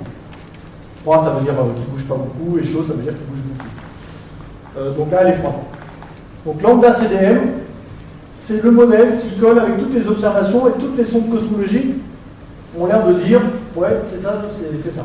Donc, on a ce fameux diagramme, par exemple, dans le plan oméga M, oméga dark energy ou lambda. Par exemple, le CMB vous dit essentiellement, on habite dans la zone orange. Je ne sais pas où dans la zone orange, mais on doit être sur cette zone orange, statistiquement. Le BAO vous dit, j'habite dans la zone verte. Et les supernovas vous disent, j'habite dans la zone bleue. Et heureusement, les trois zones se croisent en un point. Donc chacune des sondes n'est pas très bonne individuellement, mais la combinaison de toutes les sondes vous dit, ah ouais, on va habiter dans la zone grise. D'accord? Donc c'est ça le modèle de concordance. Et le modèle de concordance vous dit, ben voilà, oméga m égale 0,3, oméga lambda égale 0,7. D'accord? Ce qu'il faut noter ici, et c'est pour ça que ça a valu le prix Nobel en 2011, c'est que la première sonde a montré que oméga lambda ne pouvait pas être 0. C'est la zone bleue. Vous voyez que le vert, il vous dit oméga m égale 0,3, mais ça ne vous dit pas grand-chose sur oméga lambda. Et le orange, pareil. On habite sur cette zone-là, mais peut-être que c'est oméga m égale 1 et oméga lambda égale 0, ou l'inverse. D'accord? Donc le premier à vraiment dire oméga lambda ne peut pas être égal à 0, c'est la courbe, c'est ça le prix Nobel de physique. Bon. Deuxième partie. Troisième partie, le projet Euclide. Ok, le projet Euclide. Alors, bon, j'ai mis le contexte, donc ça devrait aller plus vite. Alors, dans un projet Euclide, dans un projet scientifique, vous ne pouvez pas tout faire. Vous ne pouvez pas faire plaisir à tout le monde. Il faut faire des choix. Il faut essayer de faire des choix qui satisfont le plus de gens et qui sont le plus porteurs scientifiquement. Mais vous ne pouvez pas tout faire. Vous ne pouvez pas faire un satellite qui va faire du CMB, des supernovas, du weak lensing et compagnie. Donc, vous essayez de discuter avec la communauté. Qu'est-ce qui te ferait le plus plaisir? Ok, d'accord, voilà. Et on se met d'accord sur un truc qui fait le plaisir à plus de gens. Mais on ne peut pas faire plaisir à tout le monde. Ça, c'est clair. Donc là, à l'époque où on a commencé à travailler sur Euclide, donc c'est dans les années 2000, voilà, de 2000 à 2010, disons, la communauté commence à réfléchir à qu'est-ce que j'aimerais comme manip pour aller plus loin. Donc il y en a qui étaient j'aimerais bien faire les supernovas, il y en a qui disent j'aimerais bien faire le CMB, donc eux on leur a donné le Planck, et ainsi de suite. Bon, à la fin, on se met d'accord. Donc les méthodes qu'on a, les deux sondes principales qu'on a choisies, c'est le BAO et le weak lensing pour Euclide. Ce qui impose essentiellement de dire il va falloir un gros catalogue de galaxies. Parce que je vais vouloir regarder les images de galaxies et bien les mesurer pour voir les déformations pour le weak lensing.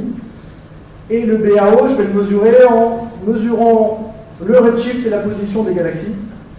Et je vais faire plein de fonctions de corrélation et je vais voir le BAO apparaître. Donc, ce qu'il faut, quand on fait ça, les deux là, c'est qu'il faut beaucoup de galaxies. Donc, on a fabriqué un satellite dont l'objectif est de mesurer un tiers du ciel. Je reviendrai pourquoi un tiers, mais un tiers du ciel, ça fait déjà beaucoup. Jusqu'à un redshift de l'ordre de 2. Donc, ça fait quelques kilomètres cubes. Ça va faire à peu près 1 milliard de galaxies. Et on va mesurer des redshifts pour... Donc ça va faire 1 milliard de galaxies pour lesquelles on va pouvoir mesurer la forme. Et on va mesurer des redshifts pour environ 30 millions de galaxies. D'accord? Donc c'est... donc voilà les deux sondes qu'on va utiliser. Et les grandes questions qu'on va se poser, c'est une question sur le secteur sombre. Est-ce que c'est vraiment lambda ou est-ce que c'est dark energy? Si c'est une dark energy, est-ce qu'elle a une équation d'état? Si c'est de la dark matter, est-ce qu'elle a une équation d'état? Est-ce qu'elle est froide, chaude, tiède, tout ça? Et ainsi de suite. Est-ce que la relativité générale, c'est vrai? ou peut-être que c'est pas complètement vrai, et ainsi de suite. Donc voilà. Donc c'est une petite mission, hein, c'est pas une grosse mission. Il y a 3 types de missions dans l'ESA. Il y a les petites missions, les moyennes missions et les grosses missions. Ça, c'est une moyenne mission. Donc le budget, c'est 1 milliard. L'échelle, c'est 1 milliard d'euros. On m'a dit 1,4 milliard, mais ça dépend comment vous comptez. Est-ce que vous mettez le temps des chercheurs ou pas, en hardware, en développement, tout ça. Bref. Donc c'est un truc de l'ESA. Il y a tous les pays de l'ESA plus d'autres. Donc ça a une vingtaine de pays, il y a 3500 personnes, 300 organismes, et donc à peu près 1,4 milliard de coûts. Alors, à quoi ça ressemble? Ça ressemble à ça. Donc, comme je vous ai dit, c'est une petite manip. Hein. Donc une manip M, qu'est-ce que ça veut dire? Ça veut dire, vous allez chez le marchand et vous achetez des composants qui existent déjà. Vous n'avez pas les moyens de développer des nouveaux composants qui sont de la nouvelle technologie, de faire de la recherche et du développement. Il ne faut que des choses qui existent déjà. Alors, vous les achetez très cher parce qu'ils sont quand même de qualité et tout ça, mais c'est des technologies éprouvées normalement. Si vous avez entendu parler de l'ISA, qui est une manip qui va mesurer des ondes gravitationnelles, vous n'allez pas chez le marchand acheter un détecteur d'ondes gravitationnelles. C'est à vous de le fabriquer. Ça coûte une fortune. De le développer. L'objet en soi, il ne va peut-être pas coûter très cher. C'est peut-être juste un laser bien asservi et tout ça, mais le développement et tout ça, ça coûte cher. Là, on a dit, c'est M, il faut que ça soit prêt en 10-15 ans, et il faut que ça soit des trucs éprouvés, des détecteurs qu'on sait faire, et ainsi de suite. Donc, c'est une des meilleures optiques spatiales, voilà. Alors, en tout cas civile, puisque les autres, on n'en entend pas parler. Donc c'est vraiment une optique très très propre. C'est un très grand champ de vue, on va pouvoir faire de grandes photos. Mais alors le prix à payer, c'est que c'est un petit diamètre, 1 mètre. Donc 1 mètre, vous, ça vous paraît peut-être beaucoup, mais je vous rappelle que les télescopes au sol de la classe des VLT, c'est 8 mètres, et qu'on est en train de fabriquer le ELT qui fait 40 mètres de diamètre. Donc 1 mètre, c'est il y en a peut-être dans cette salle qui ont 1 mètre chez eux, ou en tout cas, c'est pas très cher normalement 1 mètre. Bon, la qualité optique est un peu. Le champ de vue, ça c'est la Lune. Le champ de vue, vous voyez que c'est plus grand que la Lune. Alors vous allez me dire, bah ouais, c'est grand, mais est-ce que c'est. En fait, il y a combien de degrés carrés dans le ciel? Il y a 42 000 degrés carrés. Donc vous voyez que si vous faites 0,5 degrés carrés, ça fait 28 000 poses, non, 84 000, pardon, 84 000 poses, juste pour couvrir tout le ciel. Donc, ça fait beaucoup de poses. Donc on ne va pas pouvoir tout couvrir. Et je reviendrai. Donc on a fait quand même un grand champ, parce que ça veut dire qu'on va pouvoir faire plein de photos et couvrir assez vite, environ 15 000 degrés carrés. Alors on a deux instruments et demi, disons. Dans Euclid, on a un instrument qui s'appelle VISE. Alors on n'a pas été super originaux pour les noms, qui fait des images dans le visible. Donc c'est un super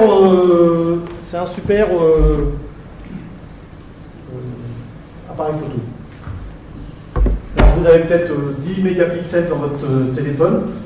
Là il fait 600 mégapixels. Donc c'est 36 CCD de 4K 4K et voilà. Bon, ça ressemble à ça. Je passe les détails techniques.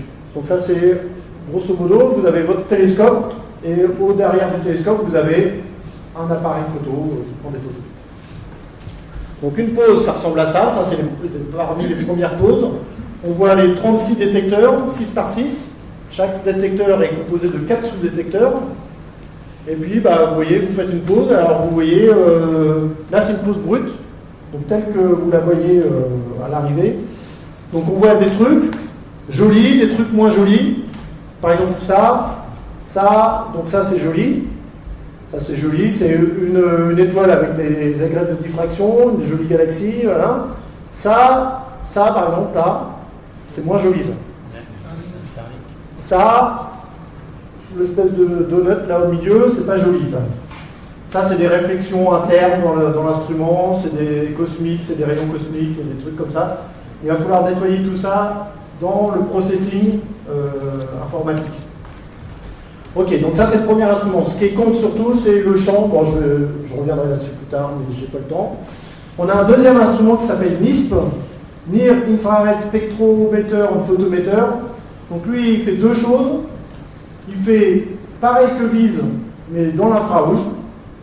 Donc c'est un imageur dans l'infrarouge, entre 1 et 2 microns. Donc ça c'est dans l'infrarouge, mais c'est relativement facile à faire avec des détecteurs. Bon, c'est pas les mêmes, hein, mais voilà. Et ce qu'on va faire aussi, c'est ce qu'on appelle de l'imagerie dispersée. Alors je pourrais vous en parler aussi pendant des heures, parce que je suis responsable de l'imagerie dispersée dans Euclid. Mais comme j'ai pas le temps. Donc ça ressemble à ça l'instrument. Bon voilà, j'ai pas le temps. Et vous avez des images qui sont un peu différentes. Alors les pixels sont plus gros. Ils sont à peu près en surface, ils sont 10 fois plus gros que ceux de VIS. Donc c'est pas fait pour mesurer des choses très précises, mais ça va être pour accumuler plutôt du flux et pour mesurer des spectres. Voilà, on peut faire des spectres, plein de spectres. Et pour chaque spectre, on regarde la position d'une raie et en déduire le redshift. Donc mon métier, c'est de dépatouiller tout ça là. Et d'essayer de trouver les redshifts dans tout ce truc. C'est pas un métier facile, hein, je vous dis.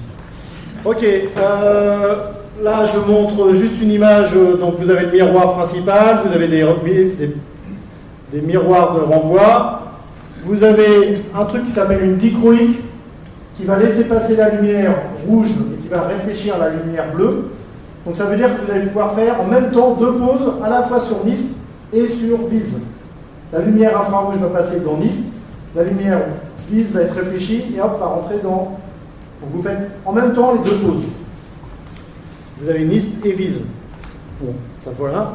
Ça c'est une image de synthèse, ça c'est pour de vrai. Donc vous avez un monsieur là qui vous donne le truc. Et c'est alors c'est tout noir parce qu'il ne faut pas qu'il y ait de réflexion. Il faut essayer de faire... Si jamais il y a un photon qui se balade dans la cavité, on ne veut pas qu'il se réfléchisse 3 fois et à taper sur un détecteur. Donc on essaie de tout faire noir pour que ça absorbe. Dès qu'il y a un photon qui n'est pas dans le rang, hop, il est absorbé. Donc ça marche qu'à moitié. Hein. Ok, donc pourquoi on fait que un tiers du ciel? Vous voyez, ça c'est une carte du ciel tout entier avec la galaxie, notre galaxie. Bon, regardez à travers la galaxie, c'est pas possible. Vous allez voir plein d'étoiles, plein de nuages, plein de poussière. Alors que vous voulez observer des galaxies lointaines, donc c'est mort. Donc toute la zone galactique, vous devez l'éviter. Il y a une autre zone que vous devez éviter, c'est ce qu'on appelle le plan...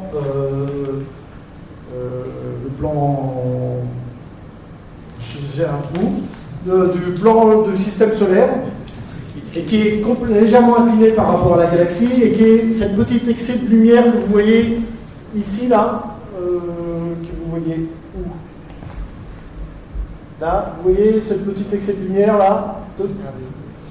Donc ça, c'est des poussières qui est dans notre système solaire, et donc vaut mieux éviter de regarder dans cette direction aussi, parce que ça va pourrir vos observations. Donc cette zone, vaut mieux l'éviter. Donc il vous reste le reste. Et vous laissez, ça fait à peu près 15 000 degrés carrés. Donc vous avez un tiers du ciel, parce que le reste, c'est pas assez noir pour observer des galaxies lointaines. Donc ça veut dire qu'on va faire 15 000 ou 14 000 degrés carrés. Alors on avait promis 15 000 degrés carrés à l'ESA. Après les calculs, on arrive à 14 000. L'ESA n'est pas contente. On leur dit, bah écoutez, c'est comme ça. Donc, voilà.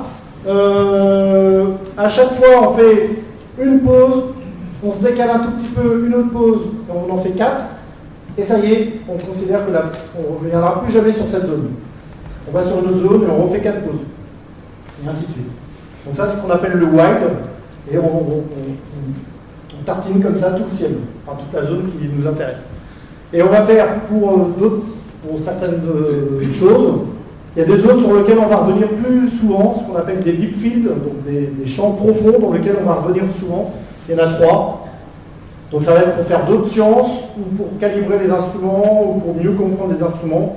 Donc vous avez quelques domaines comme ça de 50 degrés carrés qui vont être étudiés un peu plus en profondeur.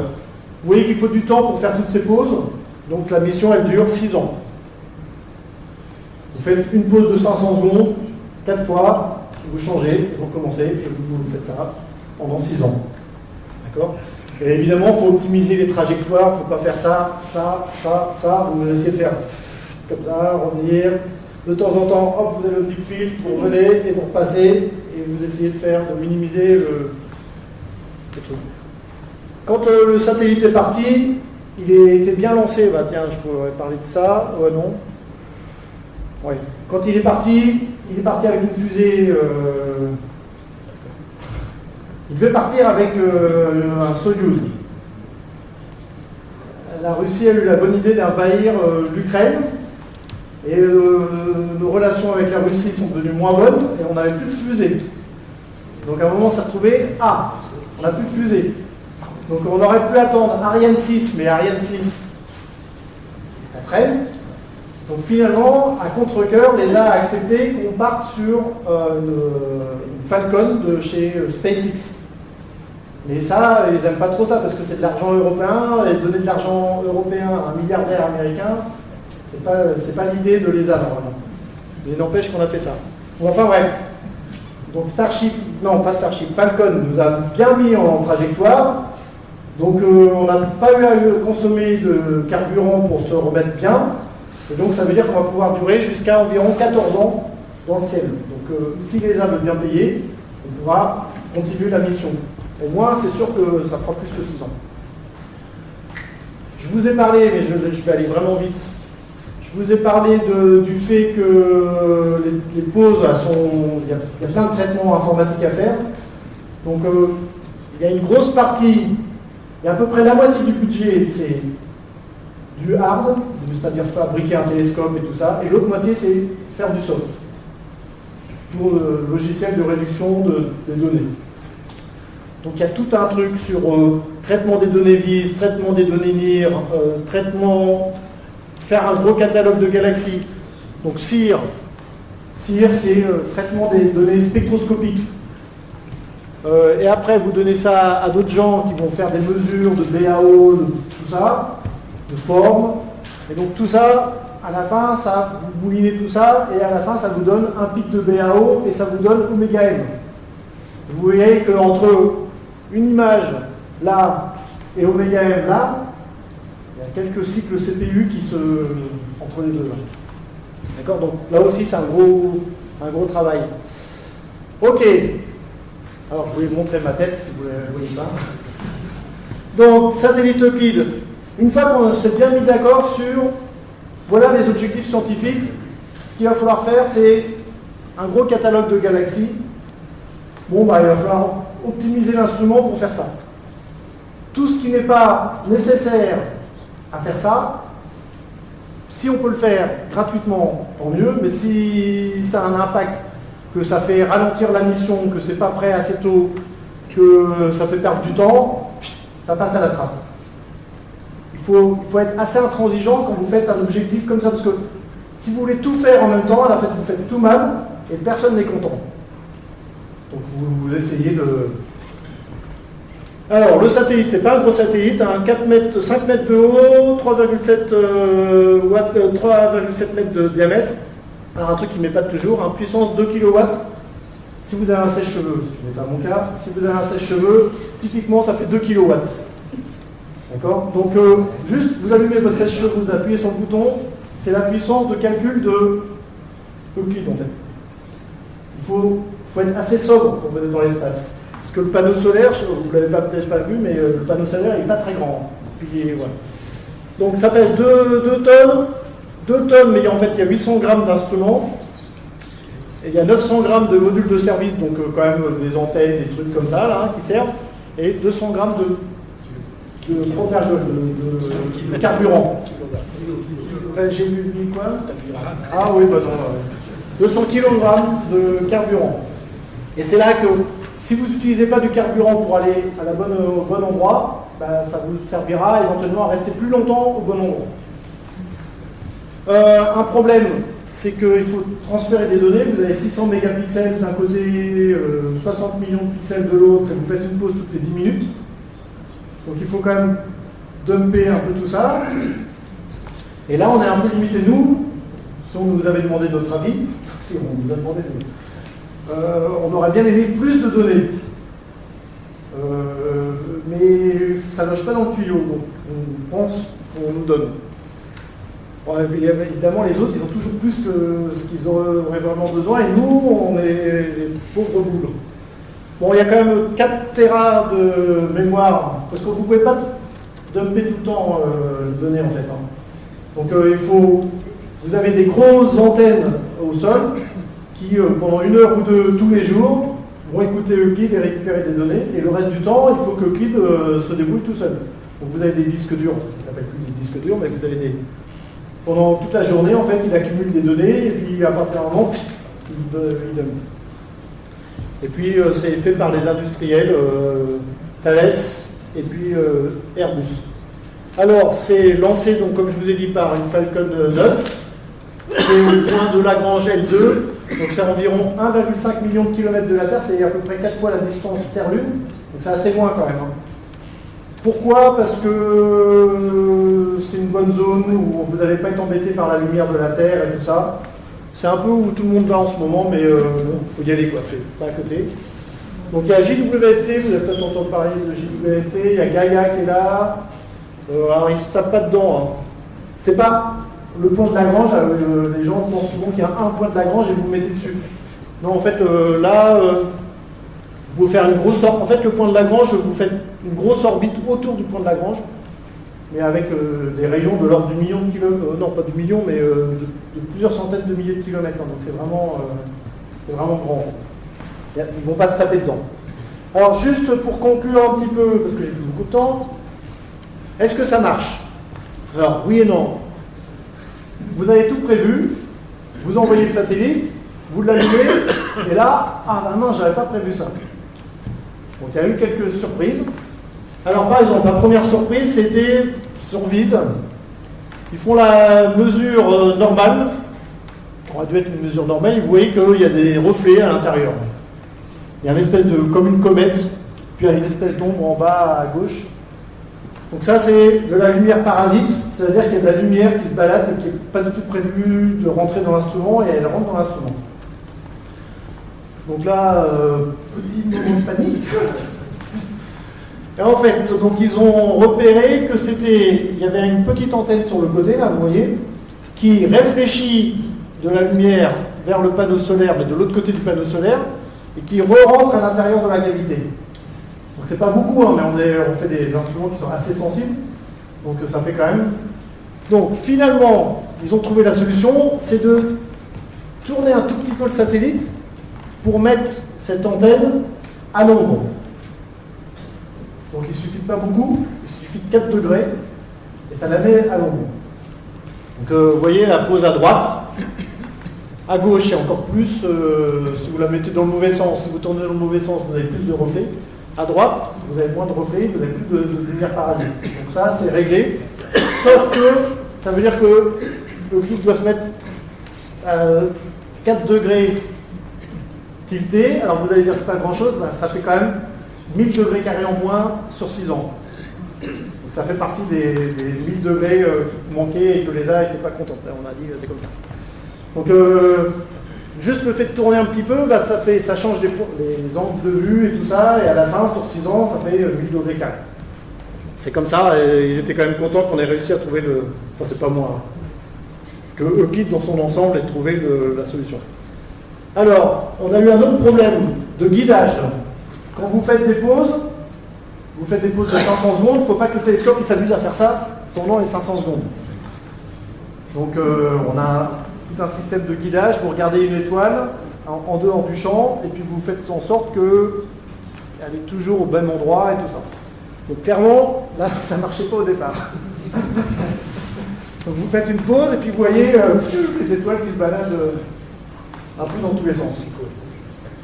Alors, là, les industriels ont dit « Oups, c'est pour nous ». Donc, ils ont rafistolé leur soft. En fait, c'est un problème soft. Ils ont rafistolé leur soft. Ils ont remis le soft dans le satellite. Et maintenant, ça marche. Donc, mais là aussi, ça a été un petit moment de panique. Voilà. Donc, en tout cas, maintenant, le pointé est très très propre. Parce que quand je vous ai dit qu'on va vouloir regarder les déformations des galaxies pour faire du weekending, si par-dessus ces déformations microscopiques, vous vous amusez à faire comme ça, c'est clair que vous allez rien voir. Donc il faut vraiment que ça soit super stable en termes de pointé. Ok, donc ça c'est réglé. Alors, le dégivrage ciblé. Alors au départ, on avait, vous êtes dans l'espace, vous avez des miroirs, tout ça c'est froid. Il n'y a pas d'humidité dans l'espace, mais en fait, dans votre satellite, il y a quand même un peu d'humidité qui va s'évaporer et qui va se redéposer sur les zones froides. Donc on s'attend toujours à un peu de givre. Alors, quand je parle du givre, c'est pas le matin, comme le matin, quand vous devez gratter votre voiture et tout ça. On parle de couches de quelques nanomètres d'eau. Mais c'est suffisant pour changer la transmission. Donc au départ, on avait ça. Baisse régulière de la transmission, donc là on voit la transmission en fonction du temps, et elle baisse, mais pas beaucoup, normal, attendu. Donc on avait prévu le coup, à chaque fois je dis on, c'est pas vraiment que j'étais dedans, hein. C'est un on en général, de Euclide. Ils avaient prévu le coup, et donc vous mettez des petits trucs de dégivrage un peu partout, pour faire dégivrer les zones. Et vous faites un dégivrage, et boum, c'est dégivré, l'eau s'en va, et hop, la transmission redevient comme il faut. Donc ça c'est cool. Sauf que on a fait ça, donc ça a remonté, et puis alors là, c'est tombé en chute libre. Alors, ne demandez pas pourquoi, parce que on n'a pas compris. Donc c'est tombé en chute libre. Alors là, aussi petit problème de... Parce que là c'est beaucoup. C'est-à-dire qu'à la fin, là, vous ne voyez plus rien. Hein. Enfin, c'est pas vous ne voyez plus rien, mais c'est pas suffisant pour faire des objectifs scientifiques. Donc là, on s'est dit, zut. Donc ils ont redégivré, c'est remonté, et depuis, ça ne bouge plus. Mystère et boule de gomme. Bon, on n'a pas enquêté plus parce que c'est bien. Donc on s'est dit, ça va nous porter la poisse d'enquêter plus. Donc vous voyez, cette zone-là, il y a eu quelques centaines de degrés carrés qui ont été observés pendant la zone où la transmission était mauvaise. Donc on va les réobserver, et ça va faire perdre du temps, mais pour l'instant ça marche, on est plutôt content. Donc ça a été finalement réparé, on ne sait pas trop pourquoi, mais ça a été réparé. Un truc qu'on savait que ça allait arriver, mais ça arrive. On est en pic d'activité solaire en ce moment. Donc vous avez peut-être vu il y a quelques semaines ou mois une jolie aurore boréale dans le coin et vous en entendez parler. Donc c'est joli.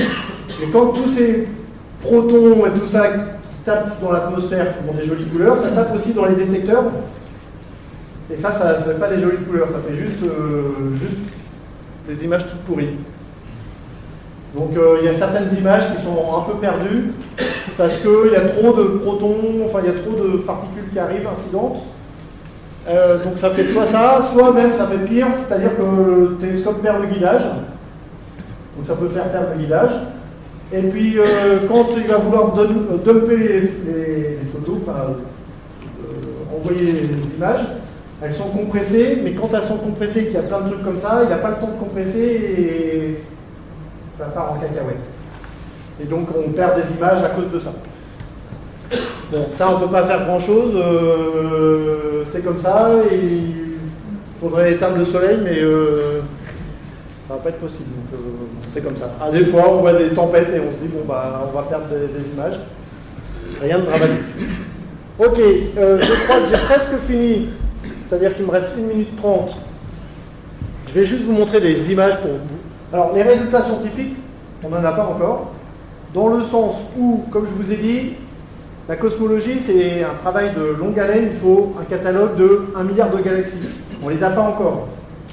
Donc pour l'instant, le satellite il est parti le 1er juillet, il lui a fallu 1 mois pour aller en poste, Après, on a fait 6 mois de réglage, donc débugger tout ce dont je vous ai parlé.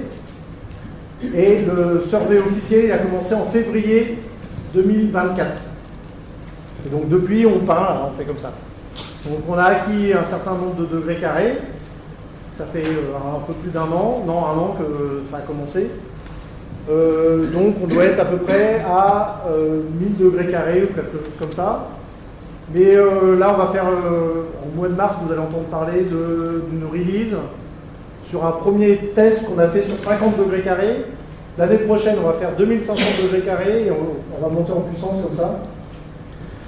Et là, ce que je vais vous montrer, c'est des images qui ont été prises pendant une journée. C'est l'ESA qui a dit, vous nous laissez une journée pour faire des jolies images, pour faire des communiqués de presse. Donc c'est ce qu'ils ont fait. Donc des images qui n'ont pas forcément un intérêt scientifique majeur, même s'il y a des gens qui ont trouvé leur bonheur dedans, mais ça ne fait pas partie du cœur de la science de Euclide. Mais bon, ça fait joli quand même. Alors, donc c'est essentiellement pour montrer les capacités techniques d'Euclide sur des images, la qualité optique, et puis donc on fait des images RGB, on met dans le bleu on met VIS, dans le vert on met une des 3 bandes de NISP, et dans le rouge on met une autre bande de NISP, Y et H. Et donc là vous avez un morceau de l'image.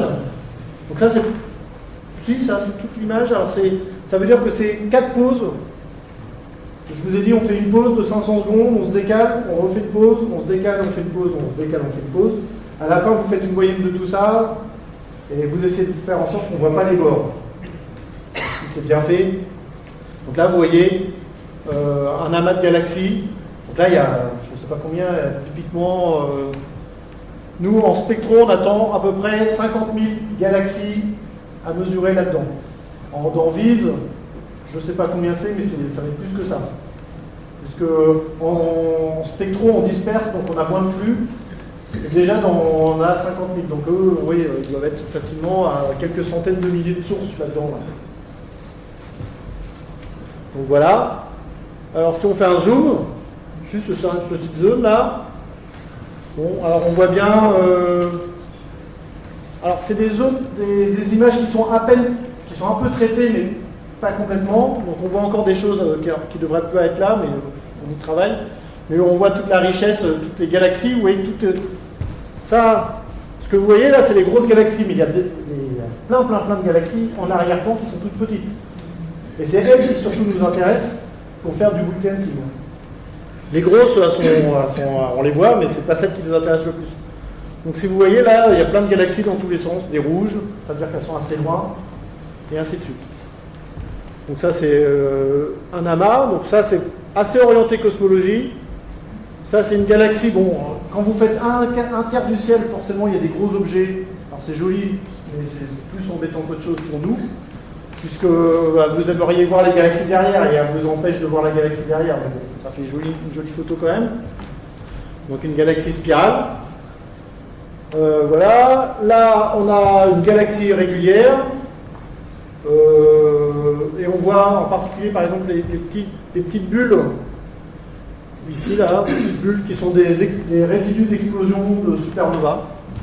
Ça peut intéresser des gens. Alors en astro c'est comme partout ailleurs, il y a des phénomènes là-dedans, on se dit mais qu'est-ce que ça fait là, c'est pénible, ça ne devrait même pas exister. Et inversement, il y a des gens qui font des thèses sur ces phénomènes-là, qui font de la recherche sur ces phénomènes-là. Donc le déchet de l'un, en général, est le produit intéressant de l'autre.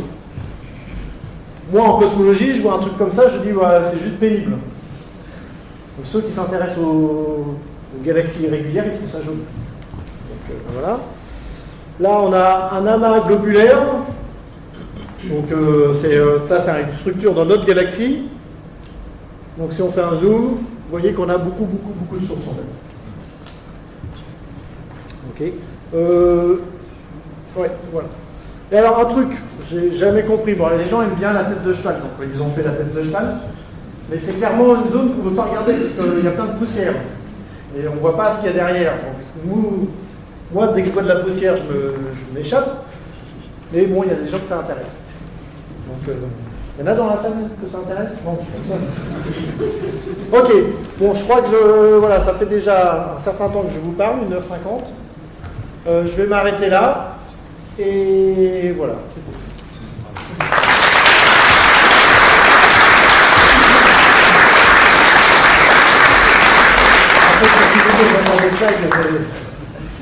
Je vais vous épargner. Oui, il faudra pas rendre la salle. Tout à l'heure, discrètement, on dit qu'on est tous partis, mais on reste. Mais après, on va avoir des dames.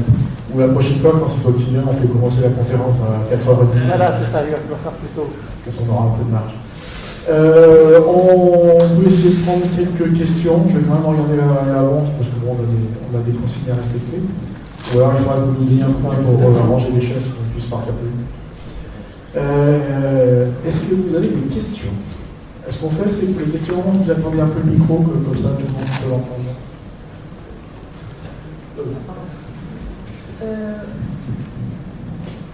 Comment est-ce qu'on s'est rendu compte de l'extension de l'univers de manière générale que c'est, enfin, comment est-ce qu'on a pu se dire, au lieu de mettre des vitesses sur l'extension de l'univers, que c'était une dilatation de l'espace-temps, et comment ça peut s'expliquer d'un point de vue microscopique ou macroscopique de manière générale?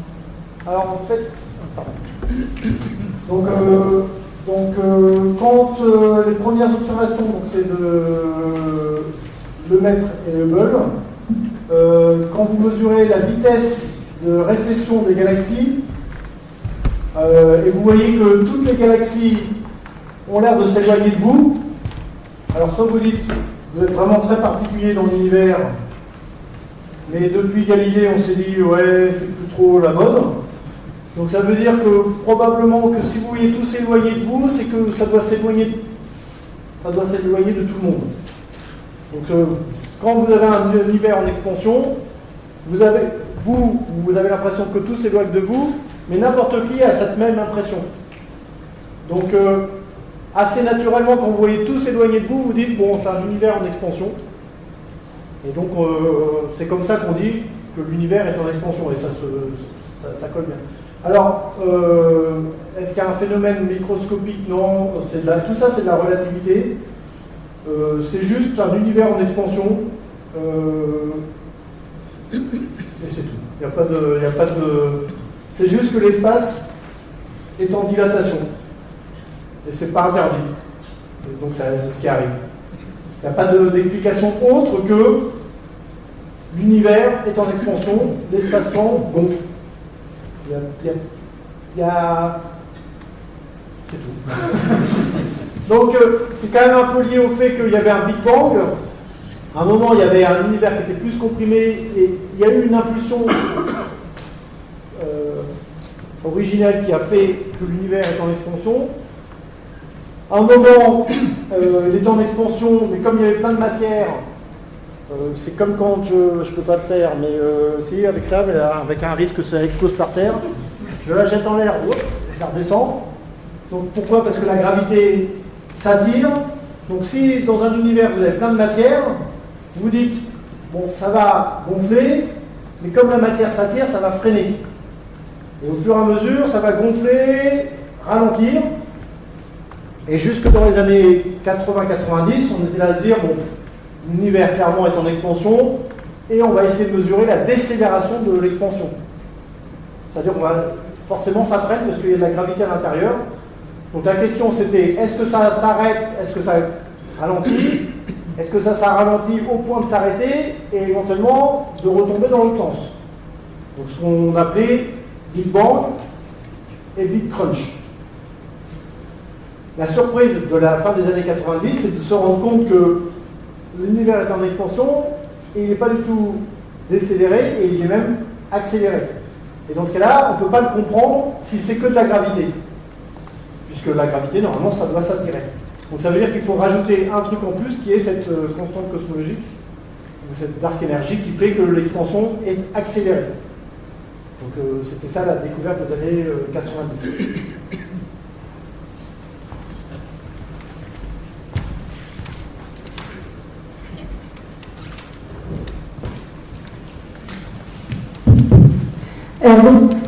Bonsoir. Et merci pour la conférence qui était super. J'ai une question assez spécifique. J'ai évidemment pas tout compris ce que vous avez dit. Moi non plus. Hein. Tant mieux. Donc Euclide, mais aussi le James Webb ou n'importe quel télescope sur Terre, ou même, je sais pas, moi avec des jumelles, on est en mouvement. Vous avez raconté un truc par rapport aux images voilà, comme il y avait un mouvement, et donc forcément la pause, il y avait la lumière qui était là, donc ça faisait un trait. Mais ça, je ne sais pas si j'ai vraiment bien compris cette histoire-là, qui est différente de la question que je pose.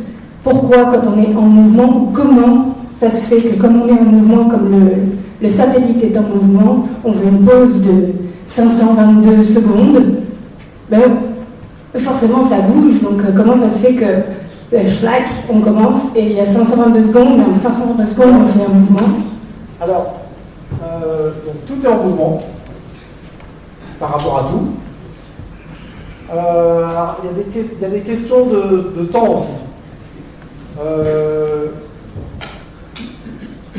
Alors comment dire? Alors déjà, je regarde des objets lointains. Donc même si je bouge, imaginez dans le train il avance à 300 km/h. Si vous prenez une photo du ballast, là c'est mort, votre photo elle est floue. Si vous prenez une photo d'une montagne lointaine, il n'y a pas de problème. Parce qu'elle est très loin et qu'il me faut un certain temps pour que l'angle sous lequel je vais le voir change avec la vitesse du train, à cause de la vitesse du train. Donc si j'attends 3 heures, je vais changer de montagne, et clairement, si je fais une pause de 3 heures, je fais Lyon-Marseille, au bout de 3 minutes, la montagne elle a disparu, je suis passé à une autre montagne. Donc si je fais des pauses courtes, ça va marcher. Si je veux faire une photo du ballast, alors que je vais à 300 km/h, j'ai intérêt de faire des pauses très très très très courtes. Tout ça c'est juste relatif. D'accord ? Donc 500 secondes, officiellement les choses bougent, mais sur 500 secondes, quand je regarde une galaxie à des milliards d'années-lumière, ça ne bouge pas du tout. Si j'attends 300 millions d'années, peut-être que je vais commencer à avoir des trucs. Mais bon, je n'ai pas des temps de pause de 300 millions d'années, donc tout ça, tout est relatif. On fait des photos sur des temps où on sait que les choses vont être bien stables par rapport aux exigences que j'ai sur la qualité optique pour faire des photos.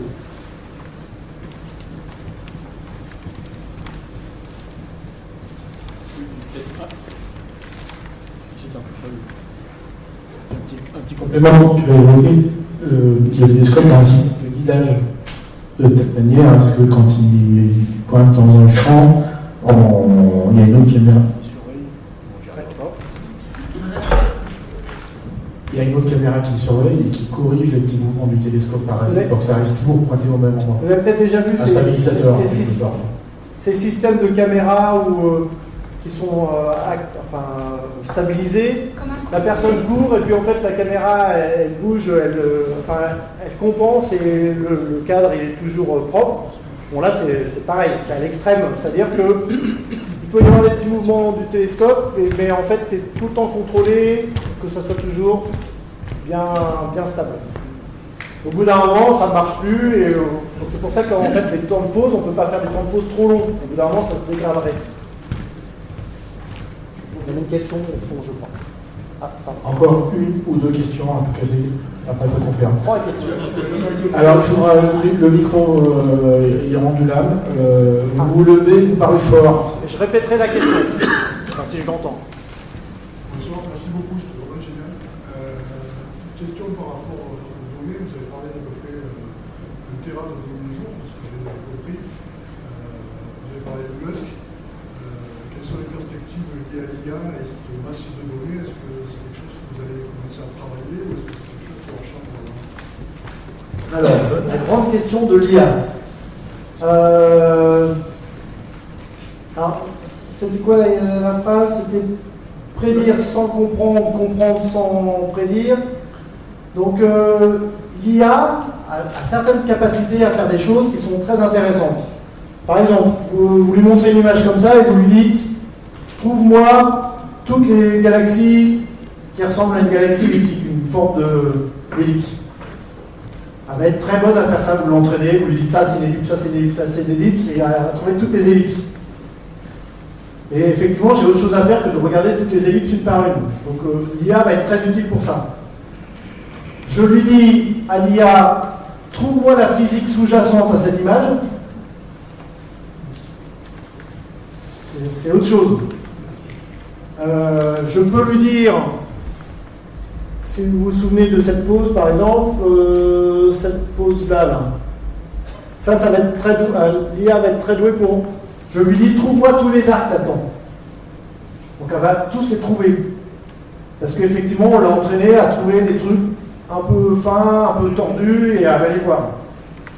Donc ça va m'être utile pour faire un catalogue des arcs. Mais après, la compréhension de la physique sous-jacente, on n'a pas le niveau d'IA qui fait ça. Donc c'est utile pour des traitements massifs de données, pour aider à voir des choses que, franchement, on a autre chose à faire. Enfin, avant, il faut bien voir que l'astronomie, elle a changé d'échelle quand... donc, je suis pas très vieux, mais si, franchement, je sais, un peu vieux quand même. Mais avant, souvent, en astro, on allait passer 2-3 nuits dans un télescope, on faisait 3-4 pauses par nuit, on revenait et on l'épluchait en long, en large et en travers. Donc, je passais 1 an sur une pause, je l'analysais bien. Là, on ne peut plus faire ça. On ne peut plus dire je vais prendre des thésards et puis je vais les user jusqu'à la corde pour qu'ils voient tout. C'est juste pas possible. Et on n'a plus le droit.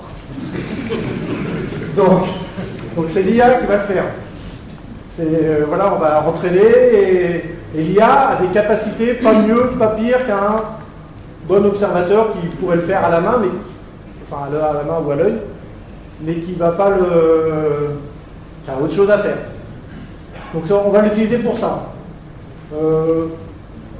Oui, ça va être nécessaire parce qu'il y a... Ah, d'ailleurs, je peux faire de la pub, hein, il y a un truc participatif, de l'astronomie participative qui s'appelle Euclid Zoo ou Euclid Zoo, qui va vous montrer plein de galaxies et qui va vous demander de les classifier. Alors, à quoi ça sert ? Essentiellement à entraîner l'intelligence artificielle. L'intelligence artificielle, vous savez, enfin une des méthodes, c'est ce qu'on appelle l'apprentissage supervisé, c'est de lui dire, ça c'est une galaxie spirale, ça c'est une galaxie elliptique, je t'en montre plein, tu essaies d'apprendre, et puis après je te montre des vraies images et tu me dis lesquelles sont galactiques, spirales ou elliptiques. Donc c'est de l'apprentissage supervisé, il faut d'abord lui dire, sur un certain nombre de cas, la bonne réponse. Donc là on demande à des gens. On demande à des gens de classifier un certain nombre de galaxies, peut-être 10 000, 50 000, 100 000. Après, on donne des résultats à l'IA et on lui dit voilà, maintenant tu as 1 milliard de galaxies, tu les fais toutes. Donc, le Galaxy Zoo, c'est ça, c'est de demander à des gens de faire de la classification parce que d'abord, c'est des gens, on peut leur apprendre facilement en leur disant regarde, ils vont savoir faire. Après, on va bourriner sur l'IA pour qu'elle apprenne et on va utiliser les résultats. Ça répond à peu près à la question. C'est bon. Et une toute dernière question. Ça sera qu'une seule. Allez. Fort. Si tu parles fort. Bonsoir. Une question en deux. Très rapide. Comment vous savez que la VAO, pourquoi c'est pas une gaussienne basique? Première partie de la question. Deuxième partie de la question, sur ce genre de photo, comment vous pouvez être sûr que les petites déformations, c'est dû au lentillage et pas à la forme spécifique? Alors la deuxième question, elle est simple, on n'est jamais sûr. Ah. On n'est jamais sûr de rien. Mais bon, tu vois un truc comme ça là. À quel point je suis sûr que c'est 4 galaxies ou une seule galaxie multipliée par 4. Tu te dis, quand même, ça serait du bol ou pas de bol, qu'elle soit alignée comme ça. Après, tu regardes les specs, c'est exactement les mêmes specs, c'est le même redshift. Tu te dis, c'est pas interdit, mais bon. Donc à la fin, t'es sûr de rien, mais il y a des probabilités que tu vas mettre À la fin, tu as des probabilités, tu vas multiplier des probabilités, et tu vas dire « je pense avoir trouvé un truc ». Et dans le « je pense », ça va être « je pense, je suis très très sûr », « je pense, je suis moins sûr » ou « je pense, moi j'y crois qu'une fois sur deux ». Voilà. Et le PAO, là je vous ai montré qu'il y a un petit truc, mais en fait la fonction de corrélation elle est peut-être plus compliquée que ça. Mais comme elle a une tête standard qui ne nous intéresse pas beaucoup, qui n'a pas beaucoup d'informations, et ce petit pic qui est vraiment tout petit, donc sur lequel on zoome en général et on fait en sorte qu'on le voit bien. Parce que c'est le truc qu'on essaie de mesurer. Mais autrement, la fonction de corrélation, elle est plus compliquée, mais sans grand intérêt. Enfin, il y a des gens qui ça intéresse, encore une fois. Mais pour la cosmologie, ce qui nous intéresse vraiment, c'est ce petit pic qui va servir pour mesurer des distances. Est-ce que ça répond à la question? C'est bon? Allez. Et bien, je crois qu'il va falloir qu'on arrête là le temps.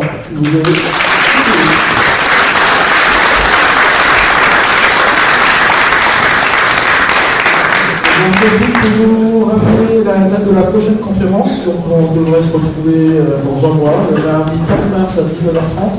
On va rester sur des grandes questions scientifiques qui sont les exoplanètes, et en particulier l'arrivée de télescopes, et en particulier de l'OLT, comme tu as parlé, l'Extremely Large Telescope, va permettre de commencer à voir les exoplanètes pour de vrai, et pas seulement des petits points ou des courbes. Et donc, Christine Cantalou de Grenoble de Pague viendra nous expliquer l'avancée des attendus de cette recherche. À dans un mois, j'espère.